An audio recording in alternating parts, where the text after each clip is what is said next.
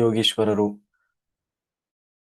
ಬ್ರಹ್ಮರ್ಷಿ ಪಿತಾಮಹ ಡಾಕ್ಟರ್ ಸುಭಾಷ್ ಪತ್ರಿಜಿ ಗುರುಗಳು ವಂದಿಸುತ್ತಾ, ಬ್ರಹ್ಮರ್ಷಿ ತಟವರ್ತಿ ವೀರವ್ ರಾಘವರಾವ್ ದಂಪತಿಗಳಿಗೆ ವಂದಿಸುತ್ತಾ, ಲೋಕ ಕಲ್ಯಾಣಾರ್ಥವಾಗಿ ಅಂತ ನಡೀತಾ ಇರುವ ನಮ್ಮ ಈ ಧ್ಯಾನ ಜ್ಞಾನ ಯಜ್ಞದಲ್ಲಿ ಭಾಗವಹಿಸಿದಂತಹ ಎಲ್ಲ ಧ್ಯಾನ ಯೋಗಿ ಬಂಧುಗಳಿಗೆ ವಂದಿಸುತ್ತಾ, ಇವತ್ತಿನ ನಮ್ಮ ಮಂಡಲ ಧ್ಯಾನದ ಮೊದಲನೇ ದಿವಸವನ್ನ ಆರಂಭ ಮಾಡೋಣ. ನನಗೆ ಅನಿಸಿದ ಹಾಗೆ ಈ ಮಂಡಲ ಧ್ಯಾನ ಅತ್ಯಂತ ವಿಶೇಷವಾದದ್ದು ಇಲ್ಲಿಯವರೆಗೆ ನಾವು ಮಾಡಿದ ಮಂಡಲ ಧ್ಯಾನಗಳಿಗಿಂತಲೂ.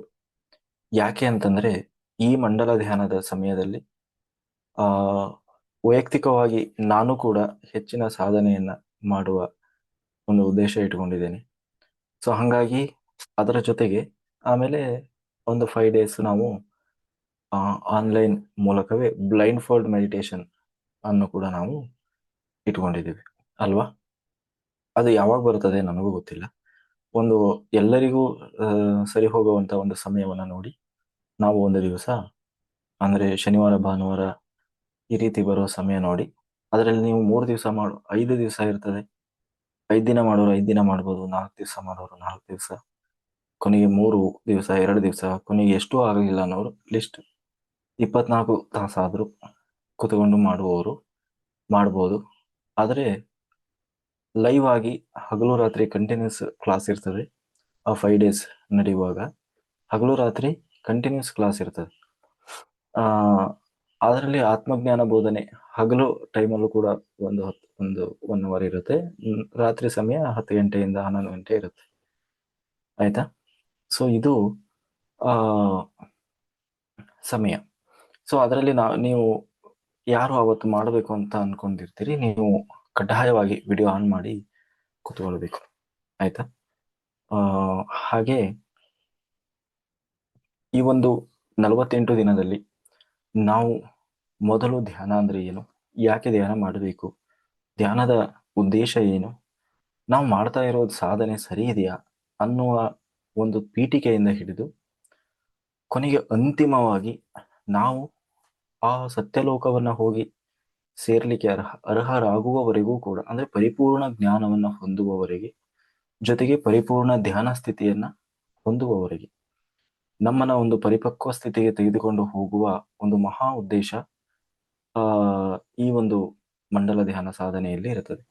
ಸೊ ಇದರಲ್ಲಿ ಎಲ್ಲರೂ ನೀಡಬೇಕಾದದ್ದು ಏನು ಅಂತಂದ್ರೆ ಸಮಯ ಮತ್ತೆ ಶ್ರದ್ಧೆ. ಒಂದು ಸಮಯವನ್ನ ನಮ್ಮ ಎಲ್ಲಾ ಕೆಲಸದ ನಡುವೆಯೂ ಕೂಡ ನಾವು ಸಮಯವನ್ನ ಮೀಸಲಿಡಬೇಕು. ಇದು ಮೈಕ್ ವಾಯ್ಸ್ ಸರಿಯಾಗಿ ಕೇಳಿಸ್ತಾ ಇದೆಯಾ? ಇವತ್ತು ಹೊಸ ಒಂದು ವಿಶೇಷವಾದ ಸ್ಪೆಷಲ್ ಮೈಕ್ ಯೂಸ್ ಮಾಡ್ತಾ ಇದೀವಿ. ಅಂದ್ರೆ ನಾವು ಯೂಟ್ಯೂಬ್ ಲೈವ್ ಕೊಡುವಾಗ ಯೂಸ್ ಮಾಡ್ತೀನಿ. ಅದನ್ನು ಇವಾಗ ಲ್ಯಾಪ್ಟಾಪ್ ಯೂಸ್ ಮಾಡ್ತಾ ಇದ್ದೀನಿ. ಚೆನ್ನಾಗಿ ಇದು ಎಲ್ಲದಕ್ಕಿಂತ ಹಿಂದಿನಗಿಂತ ಇದು ಕ್ಲಿಯರ್ ಇರ್ಬೋದು ಅನ್ಸುತ್ತೆ ಅಲ್ವಾ. ಸೊ ಹಂಗಾಗಿ ಈ ಒಂದು ಮಂಡಲ ಧ್ಯಾನ ಬಹಳ ವಿಶೇಷವಾದದ್ದು. ನಮಗೆ ತಿಳಿಯದ ಎಷ್ಟೋ ವಿಷಯಗಳನ್ನು ನಾವು ತಿಳ್ಕೊಳ್ಳಿಕ್ಕೆ ಇದು ಸಾಧ್ಯ ಆಗ್ತದೆ. ಮತ್ತೆ ಈ 48 ದಿನಗಳ ನಂತರ ನಮ್ಮಲ್ಲಿ ಒಂದು ವಿಶೇಷವಾದ ಶಕ್ತಿ ಖಂಡಿತ ನಮ್ಮಲ್ಲಿ ಪರಿವರ್ತನೆ ಅನ್ನೋದು ಕೂಡ ಬಂದಿರ್ತದೆ. ನಾವು ಎಷ್ಟೋ ವರ್ಷಗಳಿಂದ ಧ್ಯಾನ ಮಾಡ್ತಾ ಇರ್ಬೋದು, ಎಷ್ಟೋ ತರಗತಿಗಳಲ್ಲಿ ನಾವು ಅಟೆಂಡ್ ಮಾಡ್ತಾ ಇರ್ಬೋದು, ನಾವು ಬ್ಲೈಂಡ್ ಆಗಿ ಮೂರ್ಖತನದಿಂದ ಆಮೇಲೆ ಅಭಿಮಾನದಿಂದ ಇನ್ನೇನೇನೋ ರೂಪದಲ್ಲಿ ನಾವು ಫಾಲೋ ಮಾಡ್ತಾ ಇದ್ದು ಅಥವಾ ಧ್ಯಾನ ಮಾಡ್ತಾ ಇರೋದು ಯಾವುದೂ ಇಲ್ಲಿ ಮುಖ್ಯ ಆಗುವುದಿಲ್ಲ. ಆಯ್ತಾ. ನಾನು ಅಷ್ಟು ವರ್ಷದಿಂದ ಧ್ಯಾನ ಮಾಡ್ತಾ ಇದ್ದೇನೆ, ಅಥವಾ ನಮ್ಮ ಯಾವುದೋ ಒಬ್ಬ ಗುರುವನ್ನ ನಾವು ಇಷ್ಟು ವರ್ಷದಿಂದ ಫಾಲೋ ಮಾಡ್ತಾ ಇದ್ದೀವಿ, ನಂದು ಅಷ್ಟು ವರ್ಷದ ಸಾಧನೆ ಇದೆ, ಇಷ್ಟು ವರ್ಷದ ಸಾಧನೆ ಇದೆ, ನಾವು ಅಷ್ಟು ಧ್ಯಾನ ಮಾಡಿದ್ದೀವಿ, ಇಷ್ಟು ಧ್ಯಾನ ಮಾಡಿದ್ದೀವಿ, ಇದು ಯಾವುದೂ ಕೂಡ ಮುಖ್ಯ ಆಗುವುದಿಲ್ಲ. ಕೊನೆಗೆ ನಾವು ನಮ್ಮ ಆತ್ಮದ ಸ್ಥಿತಿಯಲ್ಲಿ ಯಾವ ಸ್ಥಿತಿಯನ್ನ ಹೊಂದಿದ್ದೀವಿ ಅನ್ನುವುದೇ ಪ್ರಮುಖವಾಗ್ತದೆ. ಯಾಕೆಂದ್ರೆ ನಾವು ದಿನದಿಂದ ದಿನಕ್ಕೆ ನಾವು ದಿನ ಕ್ಲಾಸ್ ಮಾಡ್ತಾ ಮಾಡ್ತಾ ಹೋದಾಗ ನಮ್ಗೆ ಗೊತ್ತಾಗ್ತದೆ ನಾವು ಇಷ್ಟು ದಿವಸ ಬಾವಿಯೊಳಗಿನ ಕಪ್ಪೆ ಆಗಿದ್ವಿ. ಸಮುದ್ರ, ಇಷ್ಟು ದೊಡ್ಡ ಸಮುದ್ರ ಇದೆಯಾ ಅನ್ನೋದೇ ನನಗೆ ಗೊತ್ತಿರ್ಲಿಲ್ಲ ಅಲ್ವಾ. ಸಮುದ್ರ ಅನ್ನೋದು ಕೇಳ್ತಾ ಇದ್ದೆ, ಆದ್ರೆ ಹೀಗೆ ಗೊತ್ತಾಗಿದ್ದು ಸಮುದ್ರ ಅಂದ್ರೆ ಇಷ್ಟೆಲ್ಲ ಇದೆಯಾ ಅಂತ ಹೇಳಿ. ಅನ್ನೋದನ್ನ ನಾವು ಆ ಅರ್ಥ ಮಾಡಿಕೊಳ್ಳುವ ಸ್ಥಿತಿಗೆ ಹೋಗ್ತೀವಿ. ಹಾಗಾಗಿ ಶ್ರದ್ಧಾವಾನ್ ಲಭತೆ ಜ್ಞಾನಂ. ಯಾರಿಗೆ ಶ್ರದ್ಧೆ ಇದೆ ಅವರಿಗೆ ಜ್ಞಾನ ಬಂದೇ ಬರ್ತದೆ. ಆ ಹಾಗಾಗಿ ನಾವೆಲ್ಲರೂ ಕೂಡ ಈ ಒಂದು 48 ದಿವಸ ಶ್ರದ್ಧೆಯನ್ನು ವಹಿಸಿ ಆ, ಅತ್ಯಂತ ಶ್ರದ್ಧೆಯಿಂದ ನಮ್ಮ ಯಾವುದೇ ಲೋಪದೋಷಗಳನ್ನ, ಸಮಸ್ಯೆಗಳನ್ನ, ಆಮೇಲೆ ಒತ್ತಡಗಳನ್ನ ಯಾವುದನ್ನು ಈ ಒಂದು ಸಾಧನೆಗೆ ಅಡ್ಡಿ ಆಗದ ಹಾಗೆ ಅದನ್ನು ಬದಿಗಿಟ್ಟು ನಾವೇನ್ ಮಾಡೋಣ, ಈ ಸಾಧನೆಯಲ್ಲಿ ತೊಡಗಿಕೊಳ್ಳೋಣ. ಆಮೇಲೆ ನೀವು ಮೊಬೈಲನ್ನ ಯಾವಾಗಲೂ ಹೀಗಿಡ್ಬೇಕು, ಆಯ್ತಾ? ಹೀಗಿಟ್ಕೊಂಡಿರ್ಬೇಕು ಅಡ್ಡ. ನೀವು ಹೀಗಿಟ್ಕೊಂಡ್ರೆ ಅದು ನಿಮ್ಮ ಒಂದು ಇದು ಮಾತ್ರ ಕಾಣಿಸ್ತದೆ, ಪೂರ್ತಿ ಇಲ್ಲಿ ಡಿಸ್ಪ್ಲೇ ಬರೋದಿಲ್ಲ. ಯಾಕೆಂದ್ರೆ ನಿಮ್ಮೆಲ್ಲರನ್ನ ಯೂಟ್ಯೂಬಲ್ಲೇ ನೋಡ್ತಾ ಇರ್ತಾರೆ, ಇದು ಲೈವ್ ಕ್ಲಾಸ್ ಇರುತ್ತೆ. ಹಂಗಾಗಿ ಕ್ಲಿಯರ್ ಆಗಿ ಬರುತ್ತೆ ಅವಾಗ. ಹ್ಮ್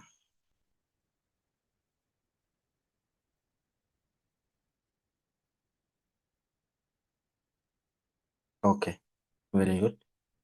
ಈಗ ಮೊದಲನೇದಾಗಿ ನಂತರ ಈ ಒಂದು ಮಂಡಲ ಧ್ಯಾನವನ್ನ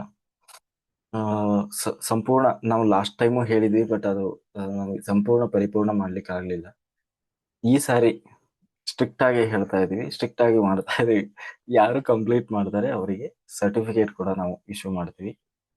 ಜೊತೆಗೆ ಆ ಮಧ್ಯೆ ನಾವು ಕೂಡ ಕ್ಲಾಸ್ ಅನ್ನ ಡಿಸ್ಕಂಟಿನ್ಯೂ ಮಾಡಲ್ಲ. ಹೊರಗಡೆ ಧ್ಯಾನ ಪ್ರಚಾರಕ್ಕೆ ಹೋದ್ರು, ಹೊರಗಡೆ ಎಲ್ಲೇ ಇದ್ರು ಕೂಡ ಎಷ್ಟೇ ಸಮಯ ಅದಕ್ಕಾಗಿ ಅಂತಲೇ ನಾವು ಸಮಯ ಇಟ್ಕೊಂಡು, ಆಯ್ತಾ, ತಪ್ಪದೆ ಡೈಲಿ ಕ್ಲಾಸ್ ಅನ್ನ ಅಟೆಂಡ್ ಮಾಡೋದು. ಮತ್ತೆ ಲೈವ್ ಕ್ಲಾಸ್, ನಿನ್ನೆ ಟ್ರಯಲ್ ಆಗಿ ಲೈವ್ ಕ್ಲಾಸ್ ಅಲ್ಲೂ ಕೂಡ ಮಾಡ್ತಾ ಇದ್ವಿ. ಹಾಗೆ ರಾತ್ರಿ ಎಲ್ಲ ನಾವು ಕೂಡ ಲೈವ್ ಅಲ್ಲಿ ಇರ್ತೀವಿ. ಬೆಳಗ್ಗೆ 6 ಗಂಟೆವರೆಗೂ ಲೈವ್ ಕ್ಲಾಸ್ ಇರ್ತದೆ. ನೀವು ಕೂಡ ಎಲ್ಲರೂ ವಿಡಿಯೋ ಆನ್ ಮಾಡ್ಕೊಂಡೆ ಎಲ್ಲರೂ ಲೈವ್ ಕ್ಲಾಸ್ ಅಟೆಂಡ್ ಮಾಡಕ್ ಸಾಧ್ಯವಾದ್ರೆ ವಿಡಿಯೋ ಆನ್ ಮಾಡಿ ಕೂತ್ಕೊಳ್ಳಿ. ಇಲ್ಲ ಅಂದ್ರೆ ಪರವಾಗಿಲ್ಲ, ಲೈವ್ ಆನ್ ಮಾಡಿ ಕೂತವ್ರನ್ನ ನೋಡ್ತಾ ನೋಡ್ತಾನಾದ್ರೂ ಮೋಟಿವೇಶನ್ ತಗೊಳ್ತಾ ಧ್ಯಾನ ಮಾಡಿ, ಆಯ್ತಾ? ಯಾಕೆಂದ್ರೆ ನಾನು ವಿಡಿಯೋ ಆನ್ ಮಾಡಿ ಕೂರೋದ್ರಲ್ಲಿ ನಮಗೆ ಸೀರಿಯಸ್ನೆಸ್ ಇರುತ್ತೆ. ಇಲ್ಲ ಅಂದ್ರೆ ನಾವು ಸುಮ್ಮನೆ ಎಸ್ಕೇಪ್ ಆಗ್ತಾ ಇರ್ತೀವಿ. ಒಂದು ಸಣ್ಣ ನಿದ್ದೆ ಬಂದ್ರೆ ಸಾಕು, ತೂಕರಿಕೆ ಬಂದ್ರೆ ಸಾಕು, ಏನಾದ್ರೂ ಮಾಡಿ ಅದರಿಂದ ಹೊರಗೆ ಹೋಗ್ಲಿಕ್ಕೆ ನಾವು ಪ್ರಯತ್ನ ಮಾಡ್ತೀವಿ. ಹಂಗಾಗಿ ನಾವು, ಯಾಕೆಂದ್ರೆ ನಾನು ಫಸ್ಟ್ ಕ್ಲಾಸ್ ಇದು ಮಾಡುವಾಗ್ಲೂ ಅಷ್ಟೇ, ನಾನು ವಿಡಿಯೋ ಆನ್ ಮಾಡೇ ಕೂತಿದ್ದು. ನನ್ನನ್ನು ನೋಡಿ ಎಷ್ಟೋ ಜನ ಆ ಏನು ಸಾಧನೆ ಮಾಡಿದವರಿದ್ದಾರೆ. ಅಂದ್ರೆ ವಿಡಿಯೋ ಮಾಡಿ ಇವ್ರು ಏನು ಬೆಳಗ್ಗೆವರೆಗೂ ಈ ತರ ಕೋರ್ತಾರಲ್ವಾ ಅಂತ ಹೇಳಿ ಅವ್ರು ಮಾಡ್ತಾರೆ, ನಮ್ಗೆ ಯಾಕಾಗಲ್ಲ ಅಂತ ಹೇಳಿ ಕೂತು ಮಾಡಿದವರು ಇದ್ದಾರೆ. ಹಂಗಾಗಿ ನಾವು ವಿಡಿಯೋ ಆನ್ ಮಾಡಿ ಕೂತ್ರೆ ಅದು ಎಷ್ಟೋ ಜನರಿಗೆ ಮೋಟಿವೇಶನ್ ಇರ್ತದೆ. ಇಷ್ಟು ಜನ ಇಷ್ಟೆಲ್ಲ ಮಾಡ್ತಾ ಇದ್ದಾರೆ, ನಮಗೆ ಯಾಕೆ ಸಾಧ್ಯ ಇಲ್ಲ ಅನ್ನೋದು ನಮಗೆ ಒಂದು ಮೋಟಿವೇಶನ್ ಬರ್ತದೆ ಎಲ್ಲರಿಗೂ. ಹಾಗಾಗಿ ಆಮೇಲೆ ಇನ್ನೊಂದು, ನಾವ್ ಯಾಕೆ ಇಷ್ಟೆಲ್ಲ ತಲೆ ಕೆಡಿಸ್ಕೊಂಡು ಮಾಡಬೇಕು, ಇನ್ನೊಬ್ರಿಗೆ ನಮ್ದು ನಾವು ನೋಡ್ಕೊಂಡು ಹೋದ್ರೆ ಸಾಕಲ್ವಾ ಅನ್ನುವ ಪ್ರಶ್ನೆ ನಮ್ಗೆ ಎಷ್ಟೋ ಸಾರಿ ಬರಬಹುದು. ಆದ್ರೆ ಒಂದು ನೆನ್ಪಿಡಿ, ಆ ಎಲ್ಲಿಯವರೆಗೆ ಅಟ್ಲೀಸ್ಟ್ ಒಬ್ಬ ಮೋಕ್ಷಕ್ಕೆ ಯೋಗ್ಯವಾಗುವಂತಹ ಮಾಸ್ಟರ್ ಅನ್ನಾದರೂ ನೀವು ತಯಾರು ಮಾಡದೆ ಹೋದರೆ, ನೂರಾರು ಸಾವಿರಾರು ಲಕ್ಷ ಮಂದಿ ಬೇಡ, ಒಬ್ಬರನ್ನಾದರೂ ನೀವು ತಯಾರು ಮಾಡಲಿಲ್ಲ ಅಂದ್ರೆ ನಿಮಗೆ ಜನ್ಮಗಳು ತಪ್ಪುವುದಿಲ್ಲ. ನೀವು ಏನೇ ಸಾಧನೆ ಮಾಡಿ, ಎಷ್ಟೇ ಧ್ಯಾನ ಮಾಡಿ, ಎಷ್ಟೇ ಪುಸ್ತಕ ಓದಿ, ಎಷ್ಟೇ ಜ್ಞಾನ ಸಂಪಾದನೆ ಮಾಡಿ, ನೀವು ಇನ್ನೊಬ್ಬ ಶಿಷ್ಯ ಅನ್ನೋದಕ್ಕಿಂತ ಇನ್ನೊಬ್ಬ ಮಾಸ್ಟರ್, ಆ ಮಾಸ್ಟರ್ ಹೆಂಗೆ ತಯಾರಾಗ್ಬೇಕಂದ್ರೆ ಅವನು ಪಕ್ಕ ಮೋಕ್ಷಕ್ಕೆ ಹೋಗಬೇಕು. ಅವನು ಅಷ್ಟು ಪರ್ಫೆಕ್ಟ್ ಇರಬೇಕು, ಅಷ್ಟು ಸಾಧನೆಯಲ್ಲಿ ಪರಿಪಕ್ವತೆ ಇರಬೇಕು, ಮತ್ತೆ ಸತ್ಯದಲ್ಲಿ ಇರಬೇಕು. ಅವನಿಗೆ ಕನ್ಫ್ಯೂಷನ್ ಇರಬಾರ್ದು. ಪರ್ಫೆಕ್ಟ್ ಮಾಸ್ಟರ್ ಅನ್ನುವ ಹಾಗೆ ತಯಾರು ಮಾಡಬೇಕು. ನಿಮಗೆ ಆ ಉದಾಹರಣೆಗೆ ಇದು ಯಾಕೆ ಇಷ್ಟು ಪ್ರಮುಖವಾದದ್ದು ಅನ್ನೋದಕ್ಕೆ ನಾನು ಉದಾಹರಣೆ ಹೇಳ್ತೀನಿ. ನಿಮಗೆಲ್ಲ ಗೊತ್ತಿರಬಹುದು, ಒಬ್ಬ ಹುಡುಗ ಆ ಇದರಲ್ಲಿ ಇವತ್ತು ಇರಾನ್, ಇರಾಕ್ ಆ ದೇಶದಲ್ಲಿ ಹುಟ್ಟಿದಂತಹ ಒಬ್ಬ ಹುಡುಗ. ಅಲ್ಲಿ ಯಾರೋ ಒಬ್ಬ ಸಾಧು ಕರೆದ್ರು, ಬರ್ತೀಯೇನಪ್ಪ ನನ್ನ ಜೊತೆಗೆ ಅಂತ. ಇನ್ನೂ ಸುಮಾರು ಒಂದು 9-10 ವರ್ಷದ ಹುಡುಗ. ಅವಾಗೆಲ್ಲ ಊಟ ಗೀಟ ಕಡಿಮೆ, ಬಡತನ. ಆಯ್ತು ನಾನು ಬರ್ತೀನಿ ಅಂತ ಹೋದ. ಆ ಯೋಗಿ ಅವರನ್ನ ಕರ್ಕೊಂಡು ಸುಮಾರು ಭೂತಾನ್ವರೆಗೂ ಬಂದ್ರು. ಇವತ್ತಿನ ಭೂತಾನ್ ಇದೆಯಲ್ವಾ, ಆ ಭೂತಾನ್ನ ಕಾಡಿನಲ್ಲಿ ಕೂತು ಆ ಹುಡುಗ ಅವರು ತಪಸ್ ಮಾಡ್ತಾ ಇದ್ರು, ಅಂದ್ರೆ ಧ್ಯಾನ ಮಾಡ್ತಾ ಇದ್ರು. ಆ ಹುಡುಗ ಏನ್ ಮಾಡ್ತಿದ್ದ, ಅವರಿಗೆ ಬೇಕಾದಕ್ಕೆ ಎಲ್ಲ ವ್ಯವಸ್ಥೆ ಮಾಡಿಕೊಡ್ತಾ ಇದ್ದ. ಇವನು ಅಲ್ಪ ಸ್ವಲ್ಪ ಸಮಯ ಧ್ಯಾನ ಗೀನ ಮಾಡ್ತಾ ಇದ್ದ. ಆ ಯೋಗಿಗೆ ಆಲ್ರೆಡಿ ವಯಸ್ಸಾಗಿತ್ತು. ಸ್ವಲ್ಪ ವರ್ಷಗಳ ನಂತರ ಅವರು ಏನ್ ಮಾಡಿದ್ರು ಅಂದ್ರೆ ಸತ್ತು ಹೋಗ್ಬಿಟ್ರು. ಸುಮಾರು ಈ ಹುಡುಗ ಒಂದು 12-13 ವರ್ಷದವನಿದ್ದಾಗ ಆ ಯೋಗಿ ಸತ್ತೋಗ್ಬಿಟ್ರು. ಯೋಗಿ ಸತ್ತೋದ್ಮೇಲೆ ಅವ್ರು ಹೇಳಿದ್ರು, ನೋಡು, ಯಾವತ್ತೂ ಈ ಸಾಧನೆ ಧ್ಯಾನ ಮಾಡೋದನ್ನ ನೀನು ತಪ್ಪಿಸ್ಬೇಡ, ಬಿಡ್ಬೇಡ ಅಂತ. ಆಮೇಲೆ ಆ ಯೋಗಿ ಏನ್ ಮಾಡ್ಲಿಕ್ಕೆ ಶುರು ಮಾಡಿದ್ರು, ನಮ್ ಗುರುಗಳು ಹೇಳಿದ್ದಾರೆ, ಅವನಿಗೆ ಅದನ್ನ ಬಿಟ್ರೆ ಬೇರೆ ಗೊತ್ತಿಲ್ಲ, ಪ್ರಪಂಚ ಗೊತ್ತಿಲ್ಲ. ಸುಮ್ನೆ ಏನ್ ಮಾಡಿದ, ಅದೇ ಭೂತಾನ್ ಕಾಡಿನಲ್ಲಿ ಕುತ್ಕೊಂಡು ಪ್ರತಿನಿತ್ಯ ಗಂಟೆಗಟ್ಲೆ ಸುಮ್ಮನೆ ಧ್ಯಾನ ಮಾಡ್ಲಿಕ್ಕೆ ಶುರು ಮಾಡಿದ. ಧ್ಯಾನ ಮಾಡೋದು, ಧ್ಯಾನ ಮಾಡೋದು, ಧ್ಯಾನ ಮಾಡೋದು. ಅದು ಬಿಟ್ರೆ ಅವನಿಗೆ ಜೀವನ ಇಲ್ಲ. ಬೆಳಗ್ಗೆಯಿಂದ ರಾತ್ರಿ, ರಾತ್ರಿಯಿಂದ ಬೆಳಗ್ಗೆ, ಬೆಳಗ್ಗೆಯಿಂದ ರಾತ್ರಿ, ರಾತ್ರಿಯಿಂದ ಬೆಳಗ್ಗೆ, ಹಗಲು ರಾತ್ರಿ ಹಸ್ದಾಗ ಏನೋ ಅಲ್ಲಿ ಕಾಡಲ್ಲಿ ಸಿಗುವ ಹಣ್ಣು ಹಂಪಲು ತಿಂದು ಪುನಃ ಏನ್ ಮಾಡ್ತಾ ಇದ್ದ, ಪುನಃ ತಾನು ಧ್ಯಾನ ಮಾಡ್ತಾ ಇದ್ದ. ಧ್ಯಾನ ಮಾಡೋದು, ಆಮೇಲೆ ಹಸುವಾದಾಗ ಸ್ವಲ್ಪ ಏನೋ ತಿನ್ಕೊಳ್ಳೋದು. ಹೀಗೆ ನಿರಂತರವಾಗಿ ಸಾಧನೆ ಮಾಡಿದ. ಮದುವೆ ಇಲ್ಲ, ಮಕ್ಕಳಿಲ್ಲ, ಸಂಸಾರ ಇಲ್ಲ, ಏನೂ ಇಲ್ಲ. ಭೂತಾನು ಕಾಡು ಬಿಟ್ರೆ ಅವನಿಗೆ ಗೊತ್ತಿಲ್ಲ. ಹಾಗೆ ನಿಧಾನವಾಗಿ ಆ ಭೂತಾನಿನಲ್ಲಿ ಕಾಡಿನಲ್ಲಿ ಕೆಲವು ವರ್ಷಗಳ ಸಾಧನೆ ಮಾಡಿ ಹಿಮಾಲಯದ ಕಡೆಗೆ ಬಂದು ಹಿಮಾಲಯದಲ್ಲೂ ಕೂಡ ಧ್ಯಾನ ತಪಸ್ಸು ಮಾಡಿದ. ಎಷ್ಟು ವರ್ಷ ಯೋಗಿ ಮಾಡಿದ್ರು ಅಂತ ಅಂದ್ರೆ 80 ವರ್ಷಗಳ ಕಾಲ ಸುಮ್ಮನೆ ಧ್ಯಾನ. 80 ವರ್ಷಗಳ ಕಾಲ ಸುಮ್ಮನೆ ಧ್ಯಾನ ಮಾಡಿ ಮಾಡಿ ಮಾಡಿ ಅಗಾಧವಾದ ಜ್ಞಾನ ಸಂಪಾದನೆಯನ್ನು ಮಾಡಿದ್ರು. ಅಗಾಧವಾದ ಜ್ಞಾನ ಸಂಪಾದನೆ ಮಾಡಿದ್ರು. ಸಮಯ ಮುಗಿಲಿಕ್ಕೆ ಬಂತು. ಆಗ ಅವರಿಗೆ ಗೊತ್ತಾಯ್ತು, ನಾನು ಇಷ್ಟೊಂದು ಧ್ಯಾನ ಸ್ಥಿತಿಯನ್ನು ಹೊಂದಿದೆ, ಇಷ್ಟು ಜ್ಞಾನವನ್ನು ಕೂಡ ಸಂಪಾದನೆ ಮಾಡಿದೆ. ಈ ಜ್ಞಾನವನ್ನ ಬರೀ ನಾನು ತಗೊಂಡು ಹೋದೆ ಅಂತ ಆದ್ರೆ ಅದು ನನ್ನ ಜೊತೆಗೇನೆ ನಾಶ ಆಗ್ತದೆ. ನಾನು ಪುನಃ ಮತ್ತೆ ಜನ್ಮ ತಗೊಂಡು ಬರಬೇಕಾಗ್ತದೆ. ಇದು ಕೂಡ ಸಾರ್ಥಕ ಆಗೋದಿಲ್ಲ. ಅದಕ್ಕೆ ಏನ್ ಮಾಡ್ಬೇಕು, ಈ ಜ್ಞಾನವನ್ನ ಜಗತ್ತಿಗೆ ಹಂಚಬೇಕು. ಸಮಯ ಮುಗಿದು ಹೋಗಿದೆ. ಇವರು 80 ವರ್ಷ ಧ್ಯಾನ ಮಾಡಿದ್ದಾರೆ. 12ನೇ ವರ್ಷದಿಂದ ಧ್ಯಾನ ಮಾಡ್ಲಿಕ್ಕೆ ಶುರು ಮಾಡಿದ್ರು. ಈಗ ಎಷ್ಟು ವರ್ಷ ಆಗಿದೆ ಅವರಿಗೆ? 92-93 ವರ್ಷ ಆಗಿದೆ. ಆಗ ಅವರಿಗೆ ಅನಿಸಿದ್ದೇನು ಅಂದ್ರೆ, ಈ ಧ್ಯಾನವನ್ನ ಎಲ್ಲರಿಗೂ ಹಂಚಬೇಕು. ಅಟ್ಲೀಸ್ಟ್ ಎಲ್ಲರಿಗೂ ಆಗದೆ ಇದ್ರು ಭಾರತದಲ್ಲಿರುವವರಿಗೆ ಯಾರೆಲ್ಲ ಅರ್ಹರಿದ್ದಾರೆ ಅವರಿಗೆಲ್ಲ ಹಂಚಬೇಕು. ಆದ್ರೆ ವಯಸ್ಸು ಎಷ್ಟಾಗಿದೆ? 92-93 ವರ್ಷ ಆಗಿದೆ. ಇನ್ನೇನ್ ಮಾಡೋದು? ಆ ವಯಸ್ಸಿನಲ್ಲಿ ಬಂದು ಹಂಚ್ಲಿಕ್ಕೆ ಆಗ್ತದ? ಏನಾದ್ರೂ ಮಾಡ್ಬೇಕು ಅಂತ ಹೇಳಿ ಕೆಲವರಿಗೆ ಧ್ಯಾನ ಹೇಳ್ಕೊಡ್ತಾ ಏನ್ ಮಾಡಿದ್ರು, ಬರ್ತಾ ಬರ್ತಾ ಆಂಧ್ರ ಪ್ರದೇಶಕ್ಕೆ ಬಂದು ನೆಲೆಸಿದ್ರು. ಅವರ ತಲೆಯಲ್ಲಿ ಇದ್ದಿದ್ದು ಏನಂದ್ರೆ, ಲಕ್ಷಾಂತರ ಕೋಟ್ಯಾಂತರ ಜನರಿಗೆ ಧ್ಯಾನ ಹೇಳ್ಕೊಡುವಷ್ಟು ಸಮಯವೂ ಇಲ್ಲ, ವಯಸ್ಸು ಇಲ್ಲ ಅಲ್ವಾ? ಆದರೆ ಲಕ್ಷಾಂತರ ಕೋಟ್ಯಾಂತರ ಜನರಿಗೆ ಹೇಳಿಕೊಡಬಲ್ಲ ಒಬ್ಬ ಶಿಷ್ಯನನ್ನಾದರೂ ನಾನು ತಯಾರು ಮಾಡಬೇಕು ಅಲ್ವಾ? ಒಬ್ಬ ಮಾಸ್ಟರನ್ನ ತಯಾರು ಮಾಡಿದ್ರೆ ನಾನು ಪಡೆದ ಈ ಧ್ಯಾನವನ್ನ ಎಲ್ಲರಿಗೂ ಹಂಚ್ತಾನೆ. ಆಗ ನಾನು ಇಷ್ಟು ವರ್ಷ ಧ್ಯಾನ ತಪಸ್ಸು ಮಾಡಿದ್ದು ಕೂಡ ಸಾರ್ಥಕ ಆಗ್ತದೆ. ಬರೀ ನನಗೂ ಮಾತ್ರ ಅಲ್ಲ, ಅದು ಲೋಕ ಕಲ್ಯಾಣಕ್ಕೂ ಜಗತ್ತಿಗೂ ಕೂಡ ಒಳಿತು ಉಂಟು ಮಾಡ್ತದೆ ಅಂತ ಹೇಳಿ ಅವ್ರು ಏನ್ ಮಾಡಿದ್ರು, ಒಬ್ಬ ಶಿಷ್ಯನಿಗಾಗಿ 6 ವರ್ಷ ಕಾದು ಕೂತರಂತೆ. ಎಲ್ಲಿ? ಆಂಧ್ರ ಪ್ರದೇಶದ ಕರ್ನೂಲ್ ಅನ್ನುವ ಪ್ರದೇಶದಲ್ಲಿ 6 ವರ್ಷ ಕಾದು ಕೂತರು. ಆಗ ಅವರಿಗೆ ಸಿಕ್ಕವರೇ 6 ವರ್ಷ ಏನ್ ಮಾಡ್ತಾ ಇದ್ರು ಅಂದ್ರೆ, ಒಂದು ಮನೆಯಲ್ಲಿ ವಾಸ ಇದ್ದು ಆ ಶಿಷ್ಯನಿಗಾಗಿ ಹುಡುಕ್ತಾ ಇದ್ರು. ಯಾರು ಸಿಗ್ತಾನೆ, ನಾನು ಪಡೆದ ಈ ಧ್ಯಾನವನ್ನ ಜಗತ್ತಿಗೆ ಹಂಚಬಲ್ಲವರು ಯಾರಾದ್ರೂ ಒಬ್ಬ ಸಿಗಬಲ್ಲ ಅಂತ ಹೇಳಿ ಶಿಷ್ಯನಿಗಾಗಿ ಕಾದು ಕೂತರಂತೆ. ಯಾರು? ಆ ಯೋಗಿ. ಆಗ ಅವರು ಅಷ್ಟು ವರ್ಷ ಕಾದ ತಪಸ್ಸಿಗೆ ಒಬ್ಬ ಶಿಷ್ಯ ಸಿಕ್ಕ. ಯಾರು ಅಂದ್ರೆ ಅವರೇ ಪತ್ರಿಜಿ ಗುರುಗಳು. ಅಷ್ಟು ವರ್ಷ ಧ್ಯಾನ ತಪಸ್ಸು ಮಾಡಿ ಕರ್ನೂಲ್ನಲ್ಲಿ ಕಾಯ್ತಾ ಇದ್ದ ಯೋಗಿ ಯಾರು ಅಂದ್ರೆ ಅವರೇ ಸದಾನಂದ ಯೋಗಿಗಳು.